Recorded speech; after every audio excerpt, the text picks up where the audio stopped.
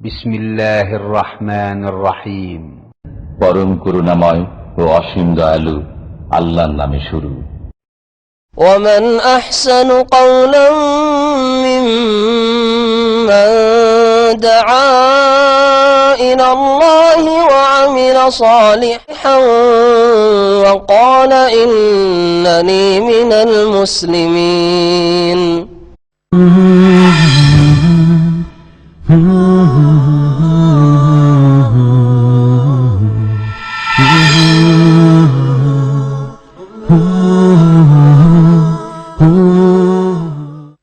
أعوذ بالله من الشيطان الرجيم. ولقد نعلم أنهم يقولون إنما يعلمه بشر لسان الذي يلحدون إليه أعجمي وهذا لسان عربي مبين. إن الذين لا يؤمنون بآيات الله لا يهديهم الله ولهم عذاب أليم. إنما يفتري الكذب الذين لا يؤمنون بآيات الله وأولئك هم الكاذبون. من كفر بالله من بعد إيمانه إلا من أكره وقلبه مطمئن بالإيمان ولكن من شرح بالكفر صدرا فعليهم غضب من الله ولهم عذاب عظيم. السلام عليكم ورحمة الله وبركاته. بسم الله الرحمن الرحيم. الحمد لله رب العالمين والصلاة والسلام على سيد المرسلين نبينا محمد وعلى آله وصحبه أجمعين. أما بعد فأعوذ بالله من الشيطان الرجيم. ولقد نعلم أنهم يقولون إنما يعلمه بشر لسان الذي يلحدون إليه أعجمي وهذا لسان عربي مبين. আল্লাহ পাকের সমস্ত প্রশংসা যে আল্লাহ পাক রব্বুল আলামিন একক, যিনি কোরআনে কারীম নাযিল করেছেন শেষ নবী মুহাম্মদ রাসূলুল্লাহ সাল্লাল্লাহু আলাইহি সাল্লামের উপর। যে কোরআনে কারীম দিয়ে আল্লাহ পাক রব্বুল আলামিন আমাদের মতো অসংখ্য মানুষকে জাহান্নামের রাস্তা থেকে ফিরিয়ে নিয়ে এসেছেন জান্নাতের রাস্তায়। আল্লাহ পাক রব্বুল আলামিন যেন সেই রাস্তায় আমাদের অটলতা দান করেন। সালাত এবং সালাম নাযিল হোক নবী মুহাম্মদ রাসূলুল্লাহ সাল্লাল্লাহু আলাইহি সাল্লামের উপর, যার প্রতি কোরআনে কারীম নাযিল করেছেন আল্লাহ পাক রব্বুল আলামিন, অথচ তিনি কোরআনের অক্ষরের জ্ঞান রাখতেন না। আলিফ বা তা এই পড়া কোনো শিক্ষকের কাছে তিনি পড়েন নাই। তিনি ছিলেন নবী আল উম্মি। তারপরে আল্লাহ পাক রব্বুল আলামিন তাকে মানব জাতির জন্য সবচাইতে বড় মুআল্লিম, সবচাইতে বড় শিক্ষক, সবচাইতে বড় ওস্তাদ আল্লাহ পাক রব্বুল আলামিন তাকে বানিয়েছেন। আমাদের আজকে তাফসীর ইনশাআল্লাহ তাআলা শেষ হবে সূরাতুন নাহলের আয়াত নম্বর 103 থেকে আজকে তাফসীর শুরু করব। আল্লাহ পাক ইরশাদ করছেন এই আয়াতে যে নবী করিম সাল্লাল্লাহু আলাইহি ওয়াসাল্লামের উপর যখন কোরআনে কারীম মক্কায় নাজিল হওয়া শুরু হয়, তখন কাফের মুশরিকরা মক্কার বিভিন্ন রকমের কথা বলে, মিথ্যা কথা ছড়িয়ে বিভ্রান্ত করার চেষ্টা করে জনসমাজকে। তার মধ্যে একটি কথা ছিল যে মুহাম্মদ সাল্লাল্লাহু আলাইহি সাল্লাম তো লেখাপড়া জানে না, সুতরাং এই সব কি করে সে বলছে, নিশ্চয় এর কোন ওস্তাদ আছে, শিক্ষক আছে। আর এই শিক্ষক তারা বলতো যে একজন কৃতদাস কোরাইশের কোন এক গোত্রের, যার নাম কোন কোন রিওয়ায়াতে আবু ফুকাইহা বলা হয়েছে, রুমি গোলাম, রুমি কৃতদাস ছিল, অনারব। কেউ কেউ বলেছেন জাবর, বিভিন্ন নাম তাফসিরের রিওয়ায়াতে এসেছে। এই লোকটি সাফা পাহাড়ের ওপর বসে ব্যবসা করত, কিছু বিক্রি করত, লোকজন আসতো, কিন্তু নবী করিম সাল্লাল্লাহু আলাইহি সাল্লাম এসে কখনো কখনো এই গোলাম কৃতদাসের কাছে বসতেন। সে ভাঙা ভাঙা আরবি বলতো। যেমন আপনারা এই দেশে দীর্ঘদিন থেকে ভাঙা আরবি কিছু শিখেছেন, যার জন্য কোনো কাওয়ায়েদ নাহু সারফ কিছু গ্রামার নেই, ভাঙা আরবি কোনো শুদ্ধ আরবি নাই, তো ওইরকম ভাঙা আরবি বলতো এই গোলামটি। রাসূলুল্লাহ সাল্লাল্লাহু আলাইহি ওয়াসাল্লামের ওপর মিথ্যারোপ করলো কাফের মুশরিকরা যে এই গোলামের কাছ থেকে, কৃতদাসের কাছ থেকে এই কোরআন শিখে, এ হচ্ছে এর ওস্তাদ। আল্লাহ পাক তার খণ্ডন করেছেন। মহান আল্লাহ ইরশাদ করেছেন, ওয়ালাকাদ না'লামু, আর নিঃসন্দেহে আমি আল্লাহ জানি, আন্নাহুম ইয়াকুলুন, যে এরা বলবে বা বলে থাকে, ইন্নামা ইউআল্লিমুহু বাশার, এই মুহাম্মদ সাল্লাল্লাহু আলাইহি সাল্লামকে একজন মানুষ এই কোরআন শিখাচ্ছে, শিক্ষা দিচ্ছে। বাশার মানে মানুষ। সুতরাং নবী করিম সাল্লাল্লাহু আলাইহি সাল্লাম কি ছিলেন? মানুষ ছিলেন। কারণ অন্য আয়াতে রয়েছে, এখানে জানলেন যে বাশার, এখানে বাশার বলতে ওই কৃতদাসকে বোঝানো হয়েছে। এই বাশার মানে মানুষ হয়, এই জন্য আদম আলাইহিস সালাম আবুল বাশার, মানব জাতির পিতা। আল্লাহ পাক বলছেন, কুল, হে নবী বলে দাও, ইন্নামা আনা বাশারুম মিসলুকুম, সূরাতুল কাহফের শেষে আল্লাহ পাক ইরশাদ করেছেন, ইন্নামা আনা বাশার। ইন্নামা মানে এ ছাড়া আর কিছু নই। কি ছাড়া? যে আনা বাশার, আমি মানুষ ছাড়া আর অন্য কিছু নই। তারপর নূরের পয়দা জবরদস্তি করবেন, এই গুমরাহি মুসলিম সমাজের বিদাতপন্থীদের মধ্যে রয়েছে।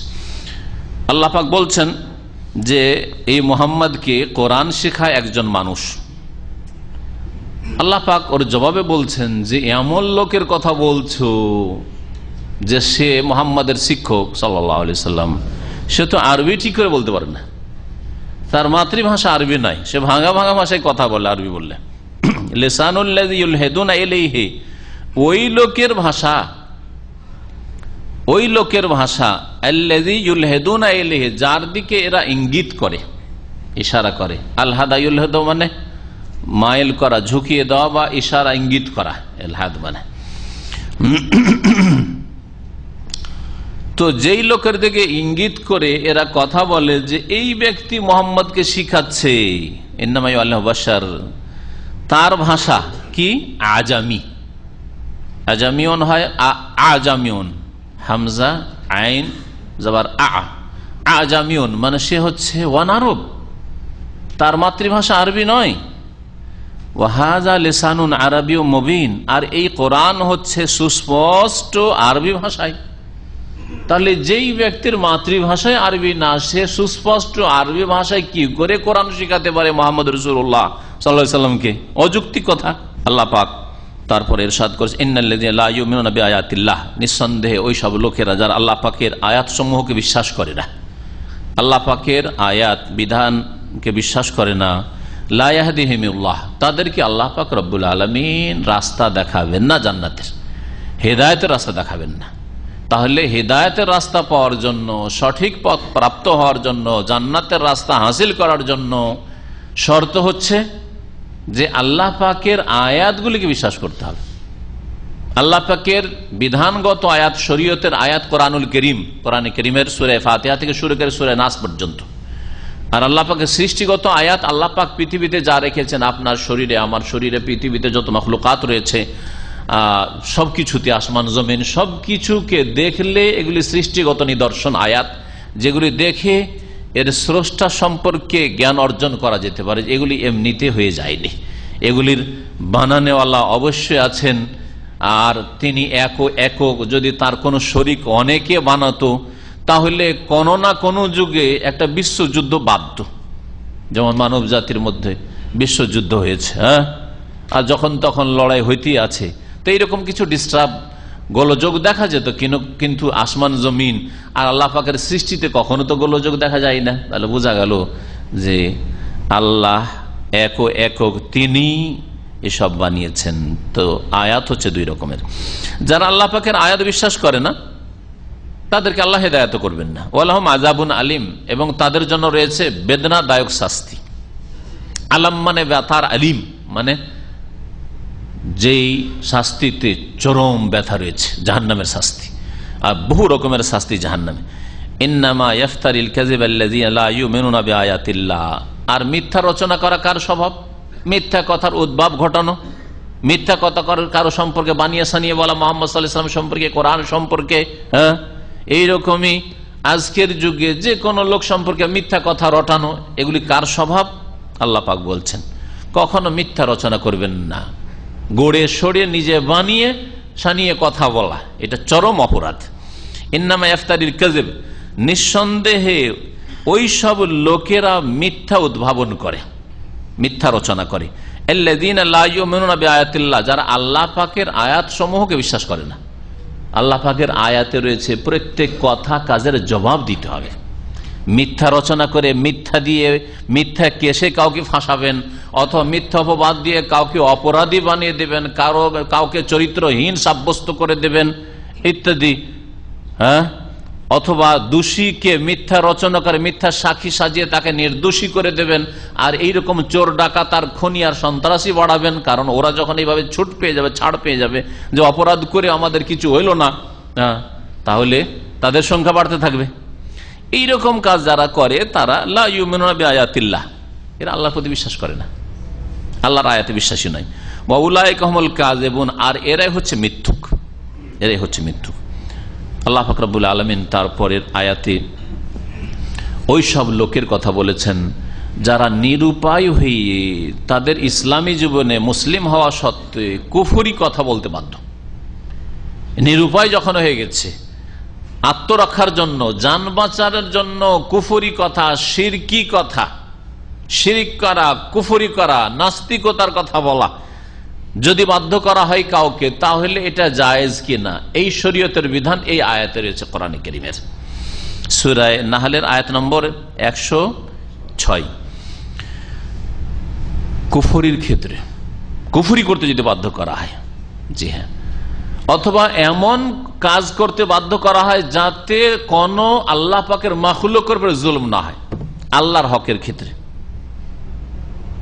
নামাজ পড়লে হত্যা করা, যদি কেউ নামাজ না পড়ে তো কারো উপর, কোনো মানুষের উপর জুলম হয় না, আল্লাহর হক নষ্ট করা হয়। হ্যাঁ, রোজা রাখতে দেওয়া হবে না, রোজা রাখলে হত্যা করা হবে, প্রাণ নাশ করা হবে ইত্যাদি ইত্যাদি। হজ করলে, হজ করে আসলে হত্যা করা হবে, এইরকম ক্ষেত্রে। কিন্তু মানুষের হকের বিষয় যদি হয় আর আপনাকে যদি একেবারে বাধ্য করা হয়, তারপরেও সেটা করা জায়েজ নাই। এই আয়াত তাহলে সব ক্ষেত্রে ব্যাপক নয়। যেমন উদাহরণ দিই তাহলে স্পষ্ট হবে। আপনাকে যদি আল্লাহ না করে কোন জালেম বাধ্য করে, কোন জালেম শক্তি, অন্যায়কারী শক্তি বাধ্য করে যে অমুককে খুন কর, নয় তো কি খুন করব, কি করবেন? কি করব? আমার জান বাঁচাবার জন্য আমি খুন করেছি, আমি যদি ওকে না খুন করতো আমাকে খুন করতো। হ্যাঁ, আজকাল যারা রাজনৈতিক দল করেন এই রকমের অপরাধ অনেক সময় হইতে পারে। হ্যাঁ, প্রতিপক্ষ বিরোধী দলের অমুককে মেরে আয়, আর না মারলে তোকে শেষ করবো। অথবা চোর ডাকাতদের যে গ্যাং রয়েছে, হ্যাঁ, ছিনতাইকারীদের, ওকে মেরে আসতে হয়, তোকে না মেরে আসে তোকে মারবো, তোকে শেষ করবো। যে এইরকম করে তো কি করবেন? এর উত্তর দেন, কেউ উত্তর দেবেন? জায়েজ কেন? জান বাঁচানো ফরজ না? জান বাঁচানো ফরজ না? ফরজ। আমাদের দেশের লোকেরা যে বলে জান বাঁচানো ফরজ, এটা সব ক্ষেত্রে নয়। না খেয়ে মরে যাচ্ছেন তখন জান বাঁচার জন্য হারাম খেতে পারেন আপনি, শুকরের গোস্ত, কুকুরের গোস্ত, হ্যাঁ, হারাম খেতে পারেন। পিপাসায় মরে যাচ্ছেন তখন কোন রকম শুধু বেঁচে থাকার জন্য যতটা লাগে, পানীয় লাগে, মদ খেয়ে হারাম পান করে আপনি জান বাঁচাতে পারেন। কিন্তু জান বাঁচা ফরজ, আমাকে মেরে দেবে যদি আমি ওকে না মারি। অথবা এর চাইতে একটু হালকা আর একটা মাসলা নিয়ে আসি, এটা তো খুন করা মাসলা, মেরে দেওয়ার। আপনাকে বলছে তুই যদি ওকে না মেরে আসিস, হ্যাঁ, তাহলে তোকে মেরে দেবো, মেরে আসতে হবে। এখন তার হাত পা যদি ভেঙে না আসে, একটা কিছু ভেঙে আসতে হবে। ওর যদি পাটা না ভেঙে আসে তাহলে তোকে শেষ করে দেবো। তাহলে কি পা ভাঙা যায় আপনার জন্য? হ্যাঁ, তাহলে জান বাঁচানো ফরজ, এই ফতোয়া ঠিক? তাহলে সব কথাকে সূক্ষ্ম দৃষ্টিতে আপনাকে কোরআন এবং হাদিস দিয়ে আপনাকে যাচাই বাছাই করতে হবে। জান বাঁচানো ফরজ কথাটি তাহলে ব্যাপক সব ক্ষেত্রে নয়। শিরক কুফরি করে আল্লাহর হক নষ্ট করে জান, আল্লাহর হক নষ্ট করে আল্লাহ মাফ করে দেবেন, কিন্তু মানুষের হক নষ্ট করে জান বাঁচাবেন, এটা চলবে না। কেন? একজন লোককে খুন করতে বলছে, যদি তুমি ওকে খুন না করে আসো তাহলে তোমাকে খুন করব। এখানে তাহলে দুইজনের একজন খুন হবে, হয় ওকে খুন করতে হবে, না হলে আপনি খুন হবেন। এই ক্ষেত্রে আপনার খুন হওয়াকে আপনি প্রাধান্য দেবেন, অন্যের জানটাকে আপনার ওপর অগ্রাধিকার দেবেন।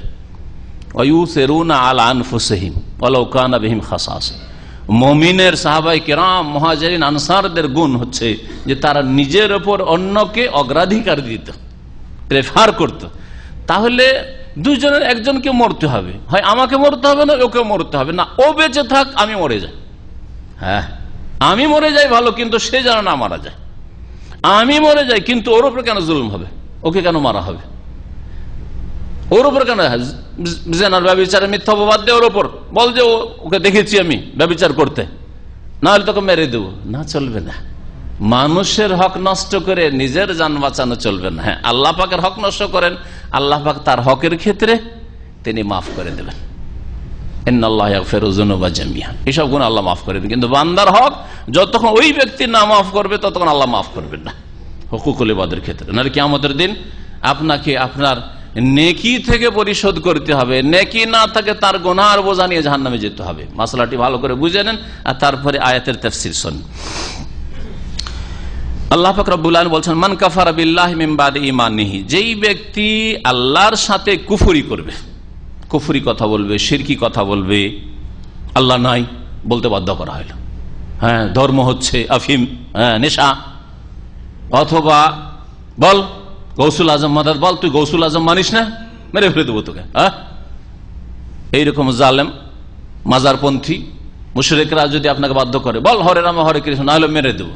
হ্যাঁ, পূজার চাঁদা দেন, না হলে মেরে দেবো। হ্যাঁ, এই ক্ষেত্রে আপনি পারবেন, জান বাঁচানোর জন্য এগুলি করতে পারবেন।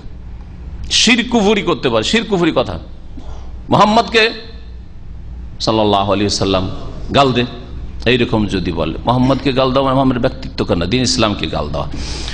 এইরকম ক্ষেত্রে এই আয়াত নাজিল হয় আম্মার বিন ইয়াসির রাদিয়াল্লাহু তাআলা আনহু আর এইরকম মুস্তাজাফিনে মাক্কা, মাক্কায় যে সব অসহায় দুর্বল সাহাবায়ে কেরামরা নির্যাতিত ছিলেন, তাদের জুলম অত্যাচার চলছিল, সেই সময় আম্মার বিন ইয়াসির রাদিয়াল্লাহু তাআলা আনহু চোখের সামনে দেখলেন তার মাকে এই কাফের জালেমরা আবু জাহলের নেতৃত্বে শহীদ করলো, ফেড়ে ফেলে দিল। সুবহানাল্লাহ, আল্লাহু আকবার।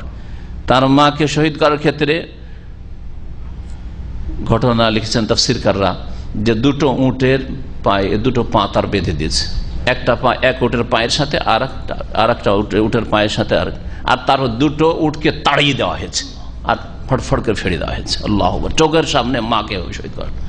তার বাপ ইয়াসির রাদিয়াল্লাহু তাআলা আনহু আজমাইন, তাকে শহীদ করে দিল। প্রথম শহীদ তারা স্বামী স্ত্রী, আম্মারের পিতা ইয়াসির রাদিয়াল্লাহু আনহু আর আম্মারের মাতা সুমাইয়া রাদিয়াল্লাহু তাআলা আনহা। তারপরে আম্মারকে আবার বাধ্য করা হলো যে তুই কুফরি কথা বল, তুই মোহাম্মদ থেকে তুই সম্পর্ক ছেদের ঘোষণা কর, মোহাম্মদকে গালমন্দ কর, না হলে তোকেও শেষ করে দেবো। দেখলি তোর মা গেল, তোর বাপ গেল, তোরও দশা ওইরকম হবে।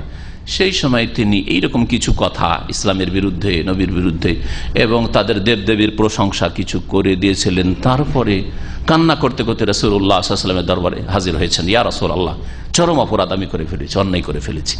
এই মর্মে ইমাম ইবনে কাসির রাহমাতুল্লাহ আলাইহি তার ঘটনা যা বর্ণনা করেছেন তার ভাষায় শোনাই।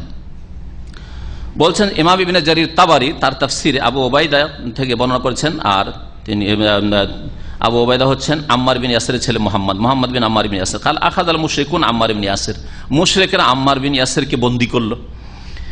ফাযযাবুহু, তাকে শাস্তি দিতে লাগলো। হাত্তা কারাবাহুম ফি বাযি মা আরাদু, এমনকি তাকে বাধ্য করলো যে তোমাকে শিরকি কুফরি কথা বলতে হবে আর ইসলামের বিরুদ্ধে বলতে হবে। ফাশাকা যালিকা আলা নবী সাল্লাল্লাহু আলাইহি ওয়াসাল্লাম, নবী সাল্লাল্লাহু আলাইহি ওয়াসাল্লামের কাছে এসে অভিযোগ করে, ইয়া রাসূলুল্লাহ, ফাকাল নবী সাল্লাল্লাহু আলাইহি ওয়াসাল্লাম কাইফা তাজিদু কলবাক, নবী সাল্লাল্লাহু আলাইহি ওয়াসাল্লাম জিজ্ঞেস করলেন, আচ্ছা তুমি যখন এই কুফরিয়া কথা বলো, শিরকি কথা বলো বা ইসলামের বিরুদ্ধে, রাসূলের বিরুদ্ধে বলেছিলে, তখন তোমার মনের অবস্থাটা, হৃদয়টা কেমন ছিল? তোমার হৃদয়ে কি সেটাকে সাদরে গ্রহণ করে বলেছে, হ্যাঁ, যে ঠিক আছে আমি কুফরিকে পছন্দ করে নিলাম, হ্যাঁ, শিরকে পছন্দ করে নিলাম, দেবদেবীকে মেনে নিলাম, নাকি তোমার অন্তরে কুফরি শিরকের উপর ঘৃণা ছিল আর আল্লাহ এবং তার রাসূলের সাথে মহাব্বত ছিল? কোন অবস্থাটা ছিল? কাইফা তাজিদু কলবাক? কালা মুতমাইন্নান বিল ঈমান। ইয়া রাসূলুল্লাহ, আমার অন্তর ঈমানের উপর একেবারে শান্ত ছিল, ঈমানে আমার প্রশান্তি ছিল, ঈমানের উপর আমার দৃঢ়তা ছিল। কালা নবী সাল্লাল্লাহু আলাইহি ওয়াসাল্লাম বললেন যে তুমি একবার নয়, ইন আদু ফাউদ, এরপরে যদি তোমাকে শাস্তি দেয় আর বারবার করে তোমাকে স্বীকার করায় যে আমাদের দেবদেবীর প্রশংসা কর, আমাদের ধর্মের প্রশংসা কর, মোহাম্মদকে গাল দে, ইসলামকে গাল দে, ইসলামের বিরুদ্ধে বল, ফাউদ, তাহলে তুমি করিও, অসুবিধা নেই, তোমাকে ছাড় দেওয়া থাকলো। সুবহানাল্লাহ, তোমাকে ছাড় দেওয়া থাকলো। ইন আদু ফাউদ, ওরা যদি এরকম বাধ্য করে তাহলে তুমি বলতে থাকবে, অসুবিধা নেই।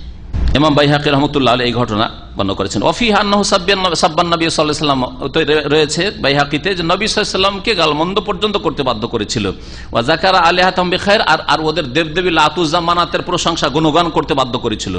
নবী করিম সাল্লাল্লাহু আলাইহি ওয়াসাল্লাম তাকে সান্ত্বনা দিলেন আর বলে কোনো অসুবিধা নেই। সাথে সাথে আয়াত নাজিল হলো, এই আয়াত। এই জন্য উলামায়ে কেরামদের, সমস্ত মাযাহিবের উলামায়ে কেরাম, আইম্মায়ে কেরামদের ঐক্যমত রয়েছে, ইজমা। ওয়ালিহাযা ইত্তাফাকাল উলামা আলা আন্নাল মুকরাহ আলাল কুফর, শিরক কুফরির জন্য যদি বাধ্য করা হয়, খুনের জন্য বলা হয়নি, জুলুম করার জন্য নয়, মিথ্যাপবাদের জন্য না, মানুষের ঘরে ডাকাতি করার জন্য না, যে ওই বাড়ি ডাকাতি করাই আর না হলে তোকে মেরে দেবো, না, ওইসবের জন্য না। আন্নাল মুকরাহ আলাল কুফর, কুফরির জন্য যদি বাধ্য করা হয়, ইয়াজুজু লাহু আন ইউআলিয়া, তাহলে কুফরির সাথে ভালোবাসা প্রকাশ করতে পারবে, এমন বলতে পারবে যে যেন সে শিরক কুফরিকে ভালোবাসে, তাদের তরিকাতে আছে, বলতে পারবে। এবকা আল্লে মুহজাতেহি, নিজের আত্মরক্ষার জন্য, নিজের জান বাঁচানোর জন্য। তবে যদি অস্বীকার করে, এটা ফরজ নাই, কিন্তু জান বাঁচানো ফরজ, কথাটি ভুল, এটা ফরজ নাই, জায়েজ, এটা জায়েজ এবং এটাই উত্তম। কিন্তু যদি সে এর চাইতে ভালো করতে চায় যে না, আমাকে যদি জ্বালিয়ে দেওয়া হয়, মেরে ফেলে দেওয়া হয়, তবু কুফরি কথা বলবো না, এটাও তার জন্য জায়েজ। এই জন্য নবী করিম সাল্লাল্লাহু আলাইহি সাল্লামের একটি সহিহ হাদিস রয়েছে, লা তুশরিক বিল্লাহি ওয়া ইন কুতিলতা আও হুররিকতা, আল্লাহর সাথে শিরক করবে না যদি তোমাকে খুনও করা হয় কিংবা আগুনে তোমাকে জ্বালিয়েও দেওয়া হয়। এটা হচ্ছে আজিমা, এটা হচ্ছে আজিমাত, একটা রুখসাত, ছাড়।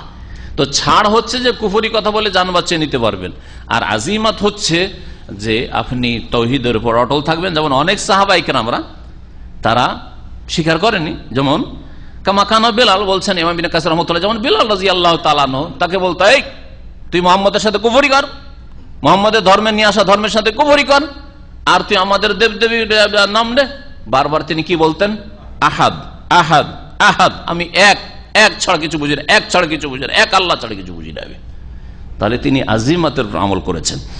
আর আম্মার বিন ইয়াসির রাদিয়াল্লাহু তাআলা আনহু রুখসাত, ছাড়ের উপর আমল করেছেন।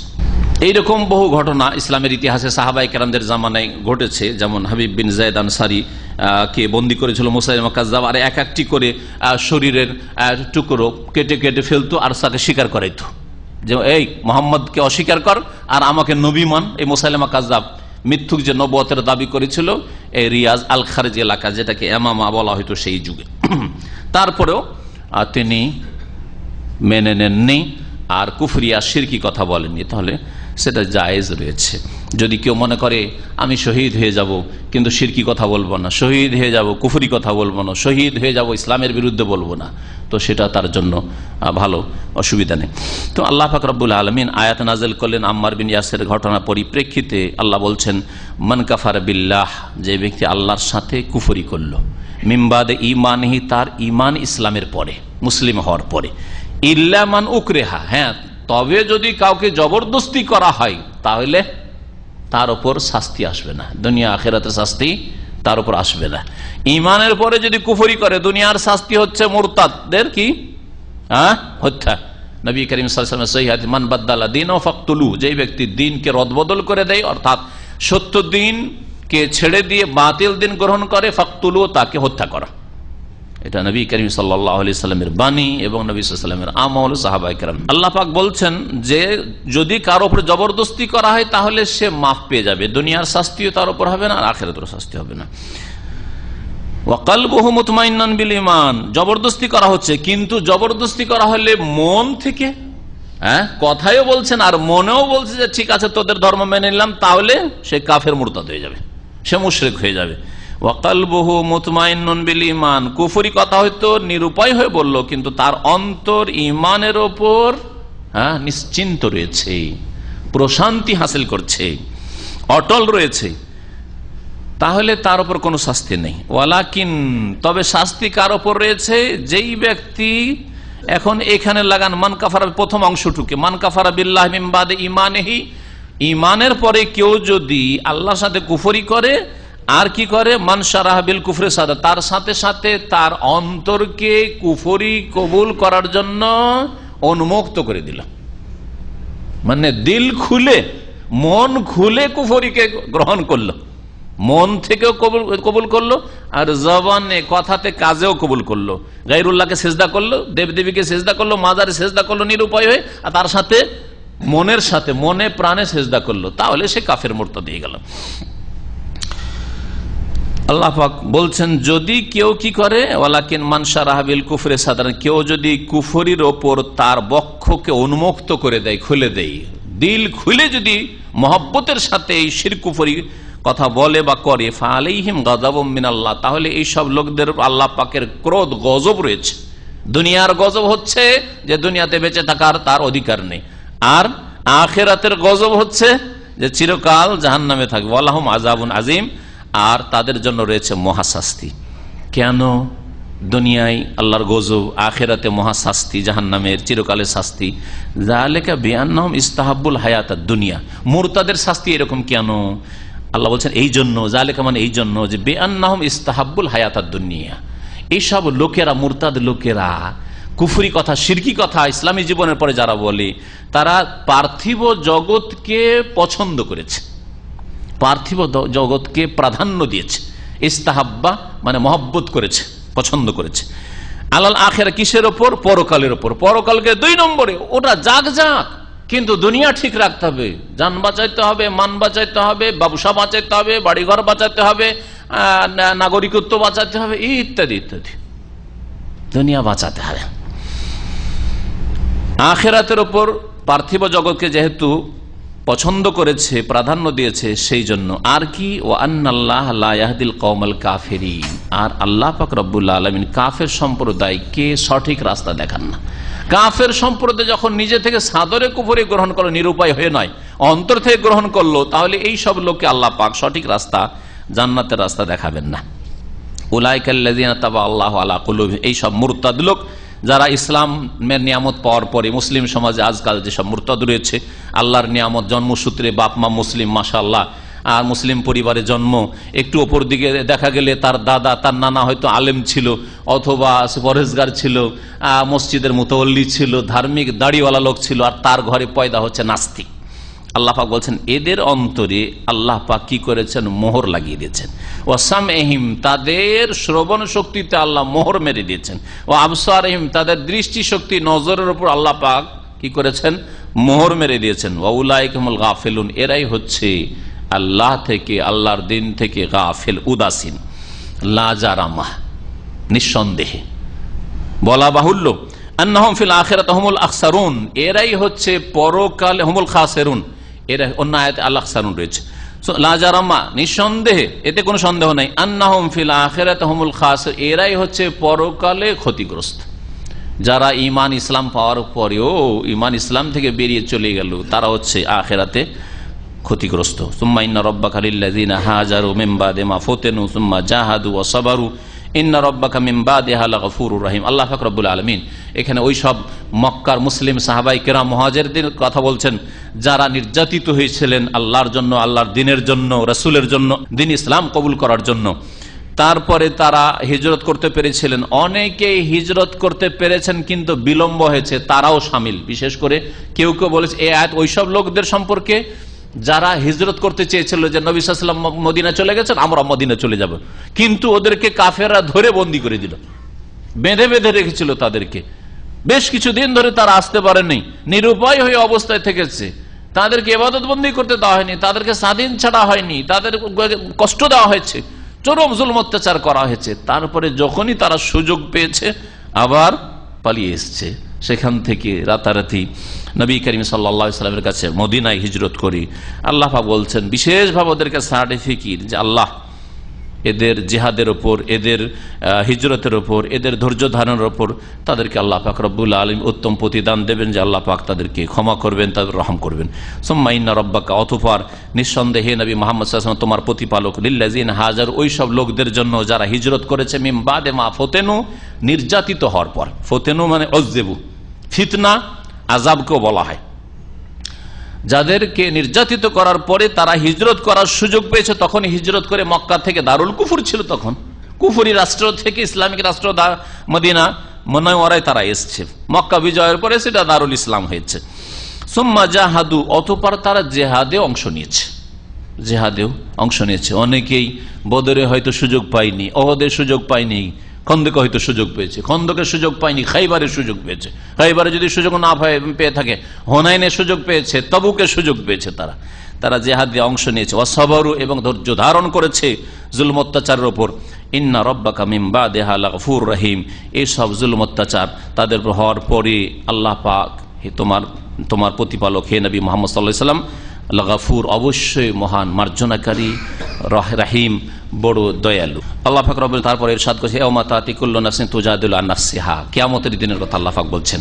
স্মরণ করো সেই দিনকে, যেই দিন প্রত্যেক ব্যক্তি আগমন করবে, আসতে হবে সবাইকে মাটি থেকে উঠে, কবর থেকে উঠে। তুজাদিলু আন নাফসিহা, আর নিজের পক্ষ থেকে সেই দিন বাদানুবাদ করবে, নিজের কথা ছাড়ার কারো কথা চিন্তা করার সময় থাকবে না। এই আয়াতের তাফসিরে কোন তাফসিরকাররা বলেছেন যে সকলেই, একমাত্র নবী মুহাম্মদ সাল্লাল্লাহু আলাইহি সাল্লাম ছাড়া সকলে বলে নফসি নফসি নফসি, হায় আমার কি হবে, আমার কি হবে। মায়ের কথা ভুলে যাবে, বাপের কথা ভুলে যাবে, স্ত্রীর কথা ভুলে যাবে, স্বামীর কথা স্ত্রী ভুলে যাবে, ছেলে মেয়ের কথা ভুলে যাবে, ছেলে মেয়ে বাপ মায়ের কথা ভুলে যাবে, আপনজনের কথা ভুলে যাবে। ইয়াউমা ইয়াফিরুল মারউ মিন আখিহি ওয়া উম্মিহি ওয়া আবিহি, আল্লাহু আকবার। এইভাবে আল্লাহ পাক রব্বুল আলামিন যে আয়াতগুলিতে বলেছেন, একে অপরকে দেখে পালাবে আপনজন, যাদেরকে ছেড়ে একদিন থাকতে পারতো না, যাদেরকে ছেড়ে থাকার কথা প্রশ্নই উঠে না, যে স্ত্রীকে ছেড়ে থাকতে পারবে, স্বামীকে ছেড়ে থাকতে পারবে, ছেলে মেয়েকে ছেড়ে থাকতে পারবে, লাখ লাখ টাকা দিলেও ছেলে মেয়ে ছেড়ে থাকতে পারবে না, স্বামীকে ছেড়ে থাকতে পারবে না। আর তাদেরকে দেখলে পালাতে শুরু করবে, পালাতে শুরু করবে। তুজাদিলু আন নাফসিহা, নিজের পক্ষ থেকে বাদানুবাদ করবে, নিজেকে কেমন করে রক্ষা করা যায়, সুতরাং নিজের পক্ষ থেকে সাফাই পেশ করবে। প্রথমখানে যখন বুঝতে পারবে না যে আমাদের হাত পা আমাদের বিরুদ্ধে সাক্ষী দেবে আর কথা বলবে, অঙ্গ প্রত্যঙ্গ আমাদের বিরুদ্ধে সাক্ষী দেবে, তখন মিথ্যা কথা বলে অনেক অপরাধীরা অব্যাহতির চেষ্টা করবে যে বেঁচে যাবো এখানে, হয়তো মিথ্যা কথা বলে। তুজাদিলু আন নাফসিহা, নিজের পক্ষ থেকে বাদানুবাদ, আল্লাহ আমরা তো জানতাম না, আল্লাহ আমরা তো জেনে শুনে ভুল করিনি। আবার কেউ বলবে আল্লাহ এসব পাপ তো আমরা করিনি, ওয়াল্লাহি রাব্বিনা মা কুন্না মুশরিকিন, আমরা তো এরকম মুশরিক ছিলাম না, এসব বলবে। আল্লাহ পাক জবান বন্ধ করে দিয়ে হাতকে কথা বলতে বলবেন, আর পা সাক্ষী দেবে, অঙ্গ প্রত্যঙ্গ, সামহুম আবসারহুম জুলুদহুম, শরীরের চামড়া, তারপরে কান ইত্যাদি সবগুলি অঙ্গ প্রত্যঙ্গ সাক্ষী দেবে, যেভাবে আল্লাহ পাক কোরআনে কারীমের বিভিন্ন আয়াতে বলেছেন। ওয়াতুওয়াফা কুল্লু নাফসিন মা আমিলাত, প্রত্যেক ব্যক্তিকে পূর্ণ মাত্রায় তা দেওয়া হবে যা তারা করেছে, পৃথিবীতে যা করেছে, কর্মজগতে যা করেছে। আল্লাহ কিছু করার জন্য এখানে পাঠিয়েছেন আমাদেরকে, বদলার জগতে আখিরাতে ইয়াউমুল জাযা, মালিক ইয়াউমিদ্দিন, ইয়াউমুদ্দিন সেটা ইয়াউমুল জাযা, এই বিচার দিবসে আল্লাহ পাক রব্বুল আলামিন সেই দিন পূর্ণ মাত্রায় দেবেন, তুওয়াফা পুরোপুরি দেবেন, কোনো ঘাটতি করা হবে না। ওয়াহুম লা ইউযলামুন, আর তাদের উপর জুলম করা হবে না। ওয়াজারাবাল্লাহু মাসালান কারিয়াতান কানাত আমিনাতাম মুতমাইন্নাহ ইয়াতিহা রিজকুহা রাগাদাম মিন কুল্লি মাকান ফাকাফারাত বিআনউমিল্লাহ ফাযাকাহাল্লাহু লিবাসাল জুই ওয়াল খাউফি বিমা কানু ইয়াসনাউন। এই আয়াত সুবহানাল্লাহ, এই আয়াত অত্যন্ত গুরুত্বপূর্ণ। সবগুলি আয়াত আল্লাহ পাকের গুরুত্বপূর্ণ, কোনটার কথা বলবো, কিন্তু বিশেষ করে আজকালকার মানুষ যেহেতু দুনিয়ার সুখ চায়, দুনিয়ার শান্তি চাই, দুনিয়ার শান্তি চাইলেও আল্লাহর সাথে সম্পর্ক মজবুত করতে হবে। আল্লাহর সাথে সম্পর্ক ছেদ করে, সম্পর্ক কমজোর করে, সম্পর্ক দুর্বল করে, অবহেলা গাফিলতি করে কখনো দুনিয়ার শান্তি পাওয়া যাবে না। শুনে রাখেন, এই আয়াতে আল্লাহ পাক রব্বুল আলামিন মক্কার কথা বলেছেন। কোন কোন তাফসীরকাররা বলছেন যে মক্কার লোকদের সম্পর্কে বিশেষভাবে এই আয়াত নাযিল হয়েছে। আর যদিও আয়াত কোনো বিশেষ ক্ষেত্রে নাযিল হোক, কিন্তু আয়াতের ব্যাপকতা সমস্ত লোককে শামিল আর সমস্ত যুগকে শামিল। কারণ কোরআনে কারীম শুধু সীমিত কিছু ব্যক্তির জন্য বা কিছু গোষ্ঠীর জন্য নাযিল হয়নি, অথবা কোনো একটি এলাকার জন্য নাযিল হয়নি, আর কোন একটি ঘটনার সাথে সীমিত হয়ে নাজল হয়নি। আল ইবরাতু বিউমুমিল লাফজে লা বিখুসুসিস সাবাব। একটি ফিকহের উসুলে ফিকহের কায়দা হচ্ছে যে আমাদেরকে গুরুত্ব দিতে হবে বিউমুমিল লাফজ, কোরআনে কারীম বা রাসূলের হাদিসের ভাষায় যতটা ব্যাপকতা আছে সবগুলিকে শামিল, এটা আমাদেরকে গুরুত্ব দিতে হবে। লা বিখুসুসিস সাবাব, বিশেষ কোনো কারণে কোনো কিছুর পরিপ্রেক্ষিতে কোনো একটা বিধান এসছে, হুকুম এসছে যেন সেখানের সাথে খাস, এমন বিষয়টা নয়। আসলে এক কথায় মক্কার লোকদের সম্পর্কেও যদি নাজিল হয়ে থাকে তো এইরকম অন্য জায়গার লোকেরও দশা মক্কার লোকদের মতো হইতে পারে, মক্কার কাফের মুশরিকদের মতো হইতে পারে। আল্লাহ পাক বলছেন দারাব আল্লাহু মাসালান, আল্লাহ পাক একটি উপমা পেশ করছেন, বড়ই সুন্দর দৃষ্টান্ত উপমা পেশ করছেন। কারিয়াতান, একটি জনপদের, একটি শহরের, একটি গ্রামের। কারিয়া গ্রামকেও বলা হয়, শহরকেও বলা হয়, জনপদ যেখানে জনগণ বাস করে। কানাত আমেনাতাম মুতমাইন্না, সেই শহরটি বা দেশটি নিরাপদ ছিল। আমেনা, আমন আমান ছিল, নিরাপদ, কোনো ভয়ভীতি ছিল না, কোনো অশান্তি ছিল না, মানসিক আরামে ঘুমান, থাকেন, চলাফেরা করেন। মুতমাইন্না, আর নিশ্চিন্ত ছিল, নিরাপদ ছিল আর নিশ্চিন্ত ছিল, কোনো চিন্তা নেই, কোনো চিন্তা নেই। ইয়াতিহা রিজকুহা, আরামে তাহলে আছেন, নিরাপদ আছেন, কোনো দুশ্চিন্তা নেই। তারপরে পেটে খাবার দরকার, মানসিক শান্তির পরে, নিরাপত্তার শান্তির পরে কি পেটে খাবার পানাহারের প্রয়োজন। আল্লাহ বলছেন ইয়াতিহা রিজকুহা রাগাদান, সেখানকার রিজিক আসতে থাকতো, রাগাদান অফুরন্ত, অফুরন্ত রিজিক আসতো। মিনকুল্লে মাকান, চারিদিক থেকে, সামদেশ থেকে রিজিক আসতো।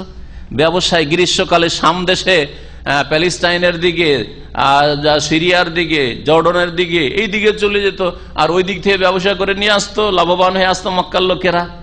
কারণ ওদেরকে সবাই শ্রদ্ধা করতো। কোথাকার তেজারতি কাফেলা, বাণিজ্যিক কাফেলা, বলছে মক্কা থেকে এসে, সবাই শ্রদ্ধা করে। আরে এরা হচ্ছে কাবার খাদেম, এরা কাবা শরীফের প্রতিবেশী, এরা আল্লাহর ঘরের খাদেম, সবাই শ্রদ্ধা করতো।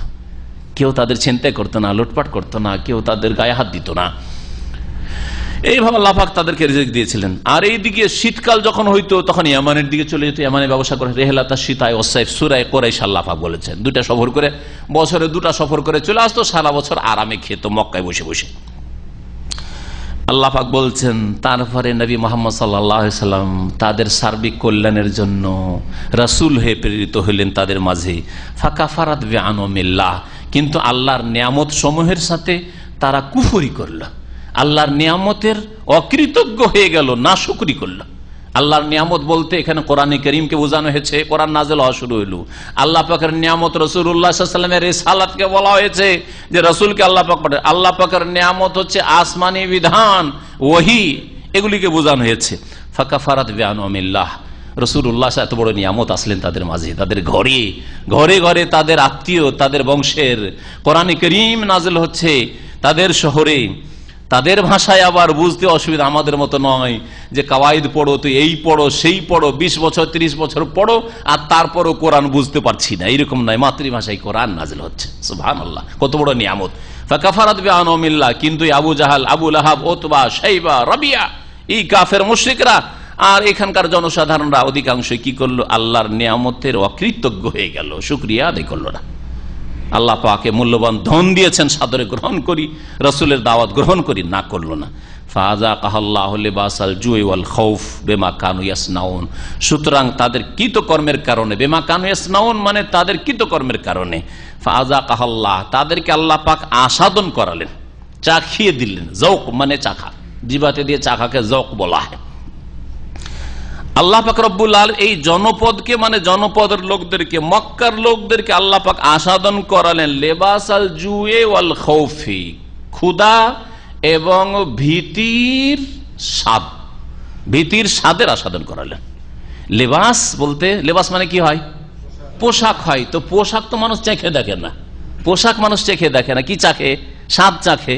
এই জন্য ভাব অর্থ করলাম ফাযাকাল্লাহ, এই মক্কার লোকদেরকে আল্লাহ পাক চাখিয়ে দিলেন, আস্বাদন করালেন লেবাসাল জুই ওয়াল খাউফি, ক্ষুধা এবং ভীতির স্বাদের আস্বাদন, স্বাদের আস্বাদন করালেন।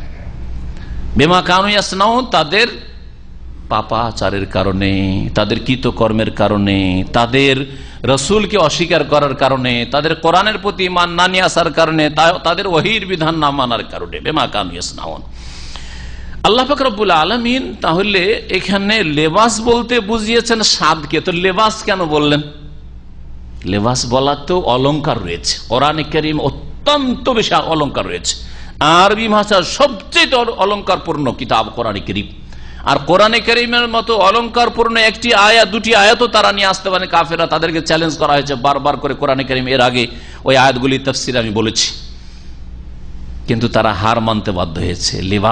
লেবাস মানুষের গোটা শরীরে থাকে, মাথা থেকে পা পর্যন্ত লেবাস আমাদের আছে না? এখানেও পোশাক আছে, এদিকেও পোশাক আছে, পা পর্যন্ত, এমনকি মোজা, পায়ের তলা পর্যন্ত পোশাক, সবগুলি পোশাক তার গোটা শরীরকে আবৃত করে রয়েছে। পক্ষান্তরে যদি সাদটা শুধু বলে, সাদটা এখান দিয়ে যাচ্ছে জিহ্বা দিয়ে, তাই না? তো আল্লাহ পাক রব্বুল আলামিন তাদেরকে ক্ষুধার লেবাস, মানে এমন ক্ষুধা তাদের উপর চাপিয়ে দিলেন, চারিদিক থেকে তাদেরকে ক্ষুধার আযাব ঘিরে ফেললো। এইরকমই এমন তাদের উপর ভয় ভীতি আল্লাহ পাক চাপিয়ে দিলেন, চারিদিক থেকে তাদের ভয় ভীতি ঘিরে ফেললো, নিরাপত্তা শেষ হয়ে গেল। কত নিরাপদ শহর ছিল মক্কাতুল মুকাররমা, কিন্তু তাদের নিরাপত্তা শেষ হয়ে গেল।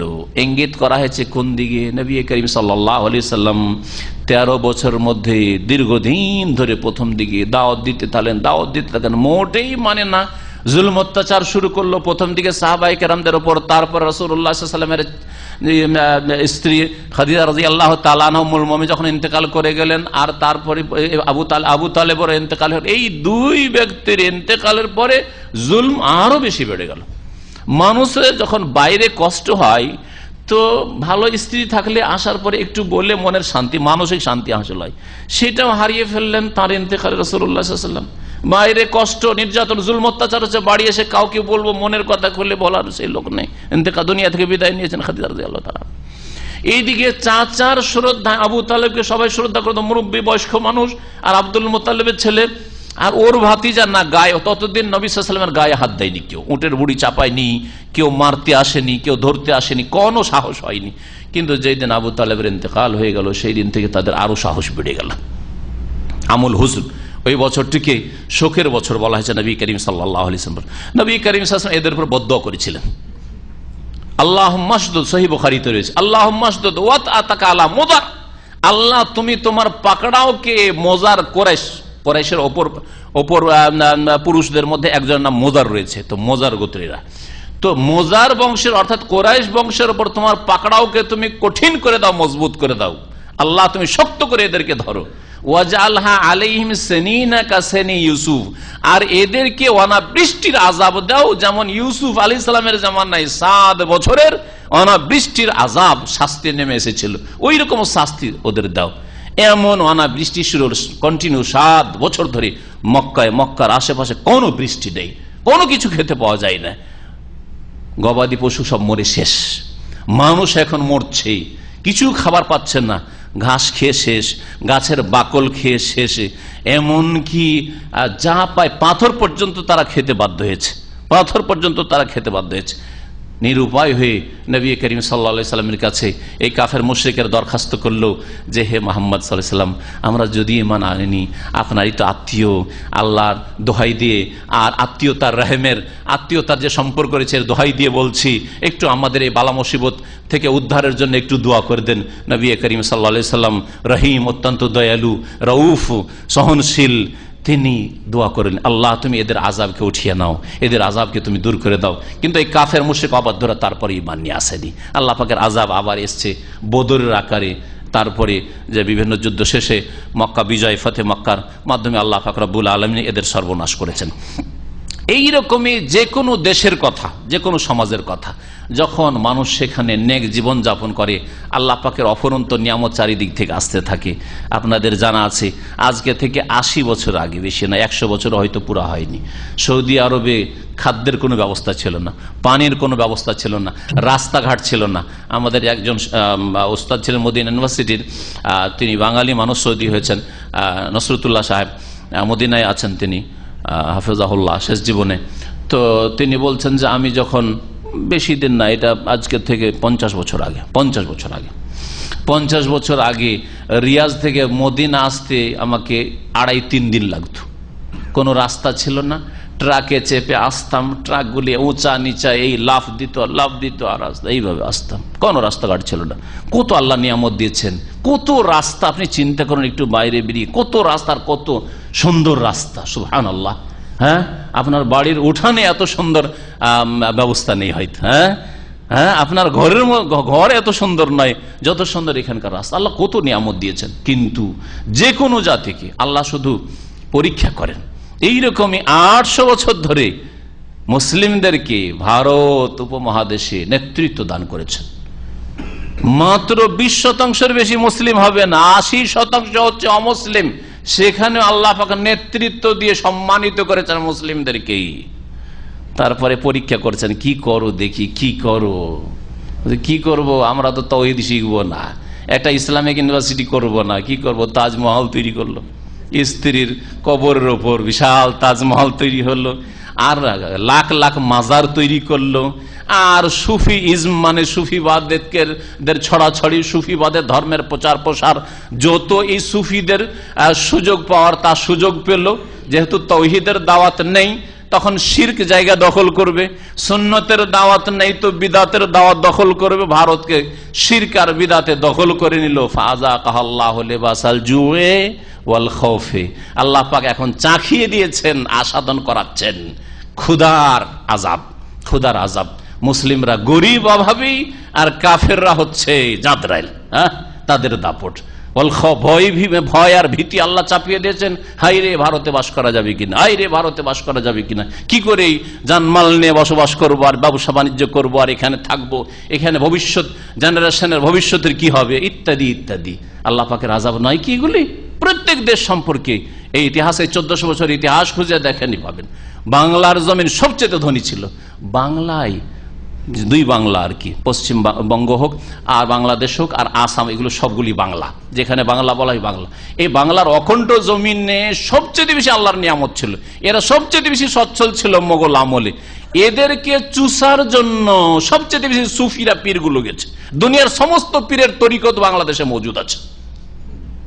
আল্লাহ পাকের নিয়ামতের কুফরি করলো, আল্লাহর তাওহীদকে বাদ দিয়ে শিরক জায়গা দখল করলো, শিরকের প্রচার প্রসার, সুন্নতকে বাদ দিয়ে রাসূলের তরিকা বাদ দিয়ে বিদাতি ধর্মকর্ম, সুন্নতের খবর নেই। ফাযাকাল্লাহু লিবাসাল জুই ওয়াল খাউফি বিমা কানু ইয়াসনাউন। প্রত্যেক সমাজ সম্পর্কে আপনি এই আয়াত ফিট করতে পারেন।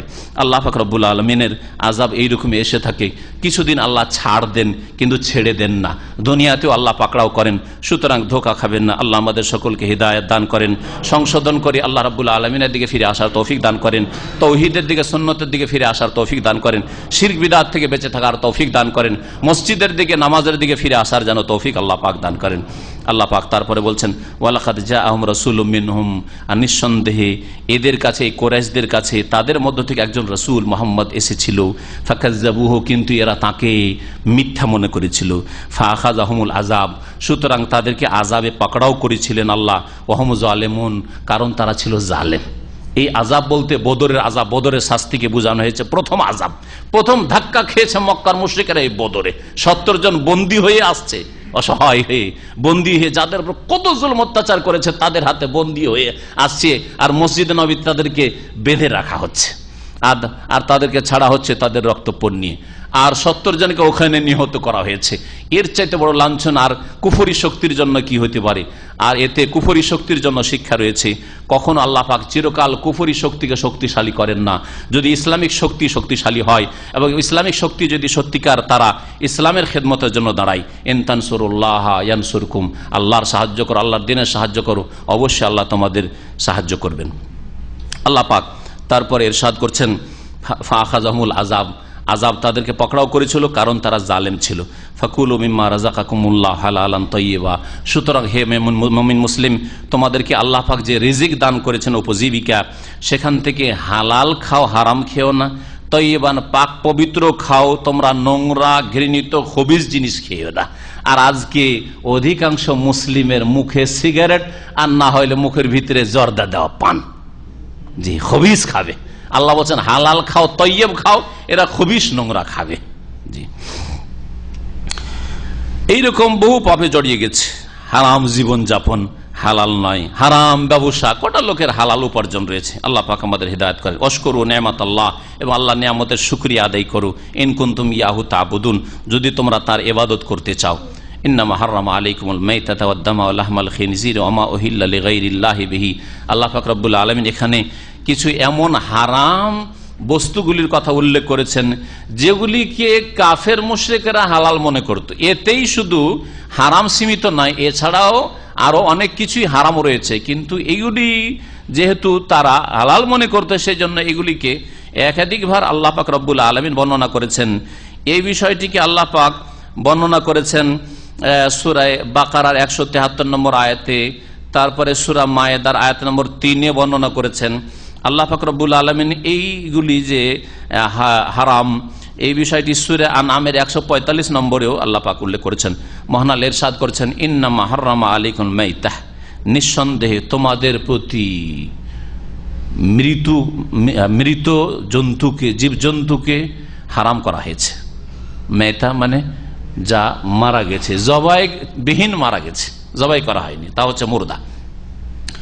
মৃত জীবজন্তু তোমাদের পশু পাখি হারাম করা হয়েছে। যেসব পশু পাখি হালাল, সেটা যদি জীবিত অবস্থায় জবাই না করেন, রক্ত প্রবাহিত না করেন, তাহলে সেটা হালাল হবে না। এমনি যদি মারা যায় সেটা হালাল হবে না, যদি সেটা স্থল প্রাণী হয়। হ্যাঁ, স্থলের প্রাণী হয়, যেমন গবাদি পশু যেগুলি আল্লাহ হালাল করেছেন, এরকম যেসব পাখি আল্লাহ পাক হালাল করেছেন। পক্ষান্তরে যেগুলি পানির জীবজন্তু সেগুলি হচ্ছে হালাল, সেগুলি হচ্ছে হালাল। আল্লাহ পাক রব্বুল আলামিন সেগুলিকে হালাল করেছেন। যদি মরা মাছও পান, ভাসছে, তারপরও সেটা হালাল। ওয়াদ্দাম, এবং রক্তকে হারাম করেছেন। কোন রক্তকে?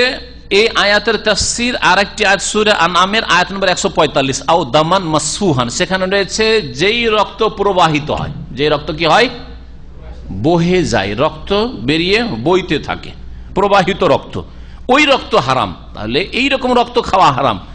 তাহলে কোন রক্ত আবার হালাল? যেই রক্ত গোশতের সাথে, গোশতের ভিতরে থাকে, সামান্য রক্ত থাকে না, গোশত কেটে ছোট ছোট টুকরো করেও নিয়ে আসেন, তারপরে দেখবেন যে যেখানে রাখছেন সেখানে একটু রক্ত লাগছে, তার মানে গোশতের ভিতরে কিছু রক্ত আসে, এটা দামে মাসফু নাই, এটা দামে গায়র মাসফু। এই রক্ত জরুরি নয় যে গোশতটাকে 5-7 বার ধুইতে হবে, ধুয়ে একবার রক্ত থেকে মুক্ত করতে হবে, তারপরে খেতে হবে, এরকম শর্ত আছে কি? ওই গোশত তাজা গোশত একটা রান নিয়ে পুড়িয়ে নিলেন আর খেয়ে নে, তাতে তো রক্ত কিছু আছে, পুড়িয়ে নিলে খেয়ে নে, যতটা বহে গেছে, এটা দামে মাসফু হারাম। আর যেটা গোশতের ভিতরে আছে সেটা পুড়িয়ে খেয়ে নিল, ভুনে খেয়ে নিল, জায়েজ কিনা? হ্যাঁ, তো এখানে দাম বলতে দামে মাসফু, যেটা প্রবাহিত রক্ত, বহে গেছে রক্ত, পান করে নিল, হারাম। লাহমাল খিনজির, আর শুকুরের গোশত বলা হয়েছে কারণ গোশতটাই হচ্ছে আসল, না হলে চর্বি, এছাড়া শুকুরের যা কিছু হয়, দুধ ইত্যাদি সবকিছুই হারাম। ওমা উহিল্লা লিগাইরিল্লাহি বিহি, আর আল্লাহ ছাড়া যার ওপর অন্যের নাম উচ্চারিত হয়েছে, আল্লাহ ছাড়া অন্যের নাম উচ্চারিত হয়েছে, এটার প্রথম হচ্ছে আল্লাহ ছাড়া অন্যের নামে যা জবাই, অন্যের নাম নিয়ে জবাই করা হয়েছে। জবাইয়ের সময় যদি বলে কেউ যে এটা বলিদান করছি, জবাই করছি অমুক দেবদেবীর নামে বা অমুক পীরের নামে, হ্যাঁ, বা অমুক নবীর নামে, অমুক রসুলের নামে, বিসমিল্লাহ না বলে যদি অন্যের নামে জবাই, এটা ঈসা আলাইহিস সালামের নামে জবাই করছি, এটা জবাই করছি অমুকের নামে, বড় পীর সাহেবের নামে, এটা অমুক দেবদেবীর নামে জবাই করছি, তাহলে এটা হচ্ছে হারাম। ওই রকমই যেমন মৃত জীবজন্তু হারাম, যেমন রক্ত হারাম, যেমন শুকর গোশত হারাম। এটা হচ্ছে এক, জবাইয়ের সময় আল্লাহর নাম উচ্চারণ করা হইল না, এমনি জবাই করে দেওয়া হইল, হ্যাঁ, অমুসলিম জবাই করেছে, আর না হলে মুসলিম জবাই করেছে, আর অমুসলিমের অন্তরে শিরক ফুটে রয়েছে, মুসলিম জবাই করেছে আল্লাহর নাম স্মরণে আছে, তারপরেও নেয়নি, এমনি জবাই করেছে, অথবা আল্লাহ ছাড়া অন্যের নাম নেওয়া হয়েছে, সবগুলি শামিল। আচ্ছা, আর এক রকমের পশু রয়েছে জবাইয়ের সময় বিসমিল্লাহ বলা হয়, বিসমিল্লাহ আল্লাহু আকবার বলি জবাই করলো, কিন্তু ওই ছাগলটি অথবা গরু, উটটি ছাড়া হয়েছে দেবদেবীর নামে, যেমন ষাঁড় ছাড়া হিন্দুদের, অথবা বড় পীর সাহেবের নামে, মুসলিম সমাজের যারা শিরিককারী তারা এটা বড় পীর সাহেবের নামে এই খাসিটা ছেড়ে রেখেছে, হ্যাঁ, এটা গৌস বাবার নামে ছেড়েছি, এটা খাজা বাবার নামে ছাড়া, এটা হচ্ছে খাসি বা এটা মুরুক, এইরকম যেগুলো ছেড়ে দেওয়া হয়েছে। জবাইয়ের সময় যদিও বিসমিল্লাহ আল্লাহু আকবার বলা হয়, তবু এই আয়াতের অন্তর্ভুক্ত এই জীব জন্তু হারাম, কারণ উৎসর্গ করা হয়েছে, কুরবান করা হয়েছে কার নামে? গায়রুল্লাহ, আল্লাহ ছাড়া, ওমা উহিল্লা লিগাইরিল্লাহ। আর একটা হচ্ছে যে বিসমিল্লাহ আল্লাহু আকবার বলেই জবাই করা হইলো, প্রথম দিকে ছাড়া হয়নি কারণ নামে, ঠিক আছে, বাড়ির একটা পশু বা কিনলেন, কেনার পরে নিয়ে গেলেন, আজমিরে গেলেন, শাহজালাল আটরসি গেলেন, আর নিয়ে যাওয়ার পর ওখানে জবাই, ওখানে কেন জবাই? বলছে গরিব গুরবাকে খাওয়াবো, ওইখানকার গরিব, আপনার গ্রামে গরিব নেই, বলছে আছে, ওইখানে গিয়ে গরিবকে খাওয়াবো। তো ওখানে গরিবকে কেন খাওয়াবেন? এই জন্যই ওখানে গরিবকে খাওয়াবেন যে আটরসিতে গিয়ে যদি গরু জবাই করি তাহলে ওই আটরসির বাবা সন্তুষ্ট হয়ে যাবে, তার একটা সুনজর আমার উপর থাকবে, তিনি আমার জন্য ওসিলা হয়ে যাবেন, দুনিয়া আখেরাতে আমার কল্যাণ করবে, এটাই না আশা। হ্যাঁ, সুতরাং এটাও শিরকি জবাই, কুফরি জবাই। এই জবাইকৃত পশুর গোস্ত খাওয়া হারাম, এই জবাইকৃত পশুর গোস্ত খাওয়া হারাম। যেমন কোন মন্দিরে নিয়ে গিয়ে যদি বিসমিল্লাহ আল্লাহু আকবার বলে জবাই করা হয় তবুও হারাম, ঠিক তেমনি কোথাও মাজারে নিয়ে গিয়ে যদি জবাই করা আস্থা নাই, গায়রুল্লাহর, আল্লাহ ছাড়া অন্যের আস্থা নাই, তাহলে সেটা হচ্ছে হারাম, পশু খাওয়া জায়েজ নয়, এই আয়াতের অন্তর্ভুক্ত। এইরকমই আর একটা, এতে অনেক শাখা প্রশাখা মাসলা রয়েছে। অনেক সময় বড় একজন নেতা সাহেব আসছেন, শাসক, রাষ্ট্রপতি সাহেব আসছেন, আর সেই দেশের ট্রেডিশন রয়েছে যে তার সম্মানার্থে কোন একটা পশু জবাই করতে হবে, খাকার না একটা জবাই করতে হবে, আমরাই খাবো কিন্তু জবাই করতে হবে। কিসের জন্য এই জবাইটা? কিসের জন্য? তার তাজিমের জন্য, তার খাবারের জন্য নয়, দুটোতে পার্থক্য আছে, ওটা আর একটা বলবো। তার তাজিমের, তার শ্রদ্ধা সম্মান। যদি একটা বড় গরু, পশ্চিমা গরু, ওই উঁচা গরু জবাই না করা হয়, বা বড় একটা খাসি 50,000 টাকার একটা খাসি জবাই না করা হয়, তাহলে তার মানহানি হবে। এইরকম যদি জবাই করা হয় তো ওমা উহিল্লা লিগাইরিল্লাহ, যদিও বিসমিল্লাহ আল্লাহু আকবার দিয়ে জবাই করা, এটা হচ্ছে শিরকি খাবার, এই গোশত খাওয়া জায়েজ নাই, কারণ আল্লাহর তাজিমে জবাই করা হয়নি। কার তাজিমে জবাই করা হয়েছে? রাষ্ট্রপতির, শাসকের, দেশের নেতার শ্রদ্ধা সম্মানে জবাই করা হয়েছে। আর একটা জবাই, সেটা হচ্ছে বিশিষ্ট মেহমান আসছেন, বড় আলেমের দিন, অথবা দেশের প্রধানমন্ত্রী, রাষ্ট্রপতি বা বাদশাহ নামদার আসছেন, সুতরাং তাকে কিছু খাওয়াইতে হবে, আর তার সাথে অনেক মেহমান আসবেন, তাদের আপ্যায়নের জন্য, তাদেরকে খাওয়ানোর জন্য জবাই করছি, তাহলে এটা জায়েজ, বিসমিল্লাহ আল্লাহু আকবার দিয়ে জবাই হবে। আর তাদেরকে খাওয়াবো, তাদের আপ্যায়নের জন্য জবাই করছি, তাহলে এই গোশত খাওয়া শুধু জায়েজ। আর বাকি আগে যতগুলি বললাম, আর এইরকম আরো কিছু থাকতে পারে, যেহেতু তাড়াতাড়ি আমি বলছি, সংক্ষেপ করার চেষ্টা করছি, এসবগুলি আল্লাহ ছাড়া অন্যের সন্তুষ্টির আশা থাকে, তাহলে সেটা হারাম। নবী করিম সাল্লাল্লাহু আলাইহি ওয়াসাল্লামের কাছে কিছু সাহাবীরা বলে, ইয়া রাসূলুল্লাহ, একটা মান্নত করেছি যে বোয়ানা নামক স্থানে, কিতাবুত তাওহীদ এই হাদিস রয়েছে, সেই হাদিস, বোয়ানা নামক স্থানে আমি একটা উট জবাই করব। নবী সাল্লাল্লাহু আলাইহি ওয়াসাল্লাম বললেন না, জবাই করে দাও, অসুবিধা নেই, বোয়ানা নামক স্থানে। ওখানে আগের যুগে কিছু ছিল কি? বলছেন না, কিছু ছিল না। তাহলে তখন নেই হয়তো, সেখানে মন্দিরও নেই, মাজারও নেই, কোনো দেবদেবীও নেই, কিছু নেই, গায়রুল্লাহর আস্তানা নেই। জিজ্ঞেস করছে রাসূলুল্লাহ সাল্লাল্লাহু আলাইহি ওয়াসাল্লাম, সেখানে কোনো দিন কোনো দেবদেবী ছিল, কোনো পূজা হইতো? বলছেন না। আচ্ছা, সেখানে তারপরেও অনুমতি দিচ্ছেন না, বলছেন যে হালকানান ঈদুন মিন আয়াদিম, সেখানে কোনো ঈদ পরব হইতো, সেখানে কোনো ধর্মীয় উৎসব হইতো, মেলা লাগতো, তাহলে বোঝা গেল হিন্দুদের মেলা যদি হয় বা ওরুসের মেলা কোনো জায়গায় হচ্ছে, যদি হয়তো মাজার নেই আর ওখানে হয়তো, কিন্তু একটা ওরুসের মেলা হচ্ছে, তাহলে ওই রকম জায়গায় ওখানে কি কেন জবাই করবেন? নবী করিম সাল্লাল্লাহু আলাইহি ওয়াসাল্লাম দুটো শর্ত জিজ্ঞেস করলেন, তারপরে যখন ওরা বলেন না, ওখানে কোনো মেলাও লাগতো না, আগেও লাগতো না, এখনো লাগে না, তখন বলেন আউফে বে নাজরিকা, তাহলে তোমার মান্নত পুরা করো। তাহলে কি বোঝা গেল? ওরসের মেলাতে নিয়ে গিয়ে জবাই করে খাওয়া যাবে না, শিরকি খাবার হবে। হ্যাঁ, এইরকমই যদি কোথাও পুজো পাঠ আল্লাহ ছাড়া অন্যকে সেজদা করা হয়, সেখানে গিয়ে জবাই করা যাবে না, যদিও আল্লাহর নাম নিয়ে জবাই করে। ওই লোকটি তো মুসলিম হওয়ার পরে জবাই করতো, সে তো আর গায়রুল্লাহর নামে জবাই করতো না। তারপরে নবী সাল্লাল্লাহু আলাইহি ওয়াসাল্লাম বলছেন যে ওখানে যদি কোনো আস্থানা থাকে অথবা কোনো মেলা ফেলা হয়ে থাকে, তাহলে সেখানে জবাই করা যাবে না।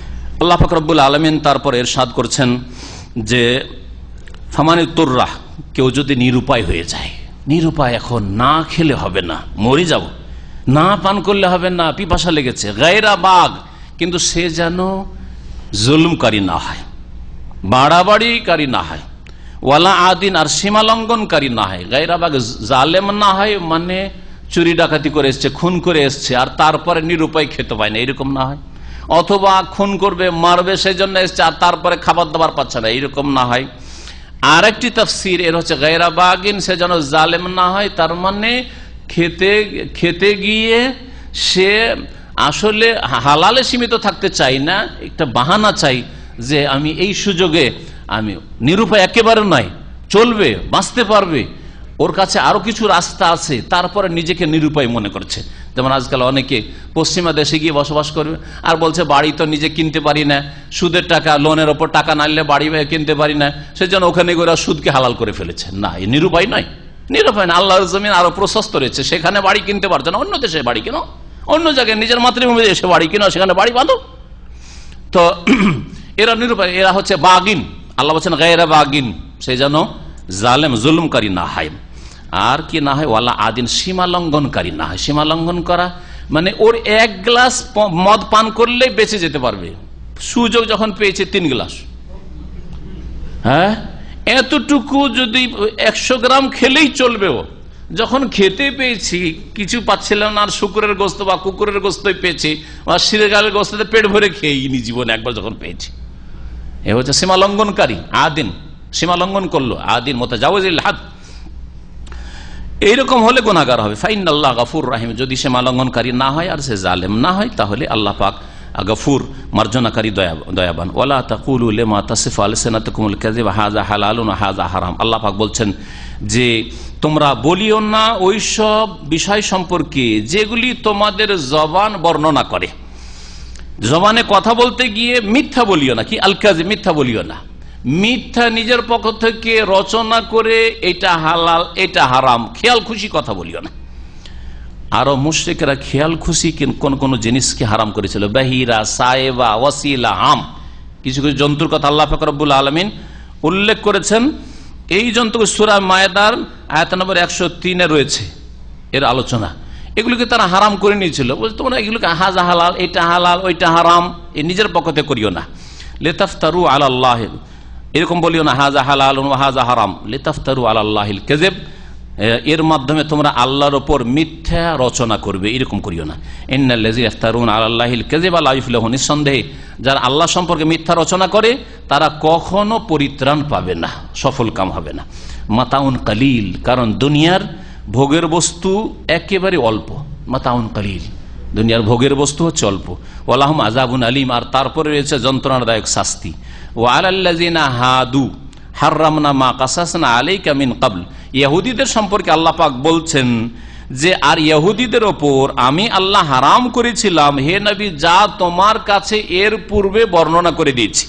কাসাসনা আলাইক মানে বায়্যানা আলাইক, বর্ণনা করে দিয়েছি। কি বর্ণনা করেছেন আল্লাহ পাক সূরা আনামে বর্ণনা করেছেন 146 নম্বর আয়াতে সূরা আনামের।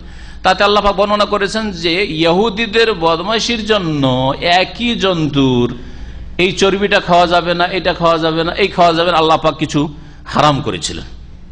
তো ওই বিষয়গুলির কথা ইঙ্গিত করছেন। আমা যালামনাহুম, আর আমি জুলুম করিনি, আমি তো সব হালাল করেছিলাম, কিন্তু তারা যখন অবাধ্য হইল আর তারা সীমা লঙ্ঘন করলো, দিনে তারা নিজেরাই কিছু সংযোজন করা শুরু করলো, তখন আমি তাদের উপর এই কড়া শর্ত আরোপ করেছিলাম। ওয়ালাকিন কানু আনফুসাহুম ইয়াজলিমুন, আমি জুলুম করিনি, বরং তারাই নিজেদের উপর জুলুম করেছে। সুম্মা ইন্না রাব্বাকা লিল্লাযিনা আমিলু সুআ বিজাহাল, আল্লাহ পাক এখানে তওবার দরজার কথা বলছেন যা খোলা রয়েছে অজ্ঞতার সাথে। আর যে কোনো ব্যক্তি গুনাহ করে সে অজ্ঞতা মানে এই নয় যে মাসলা জানা ছিল না এটা হালাল না হারাম সেই জন্য গুনাহ করেছে।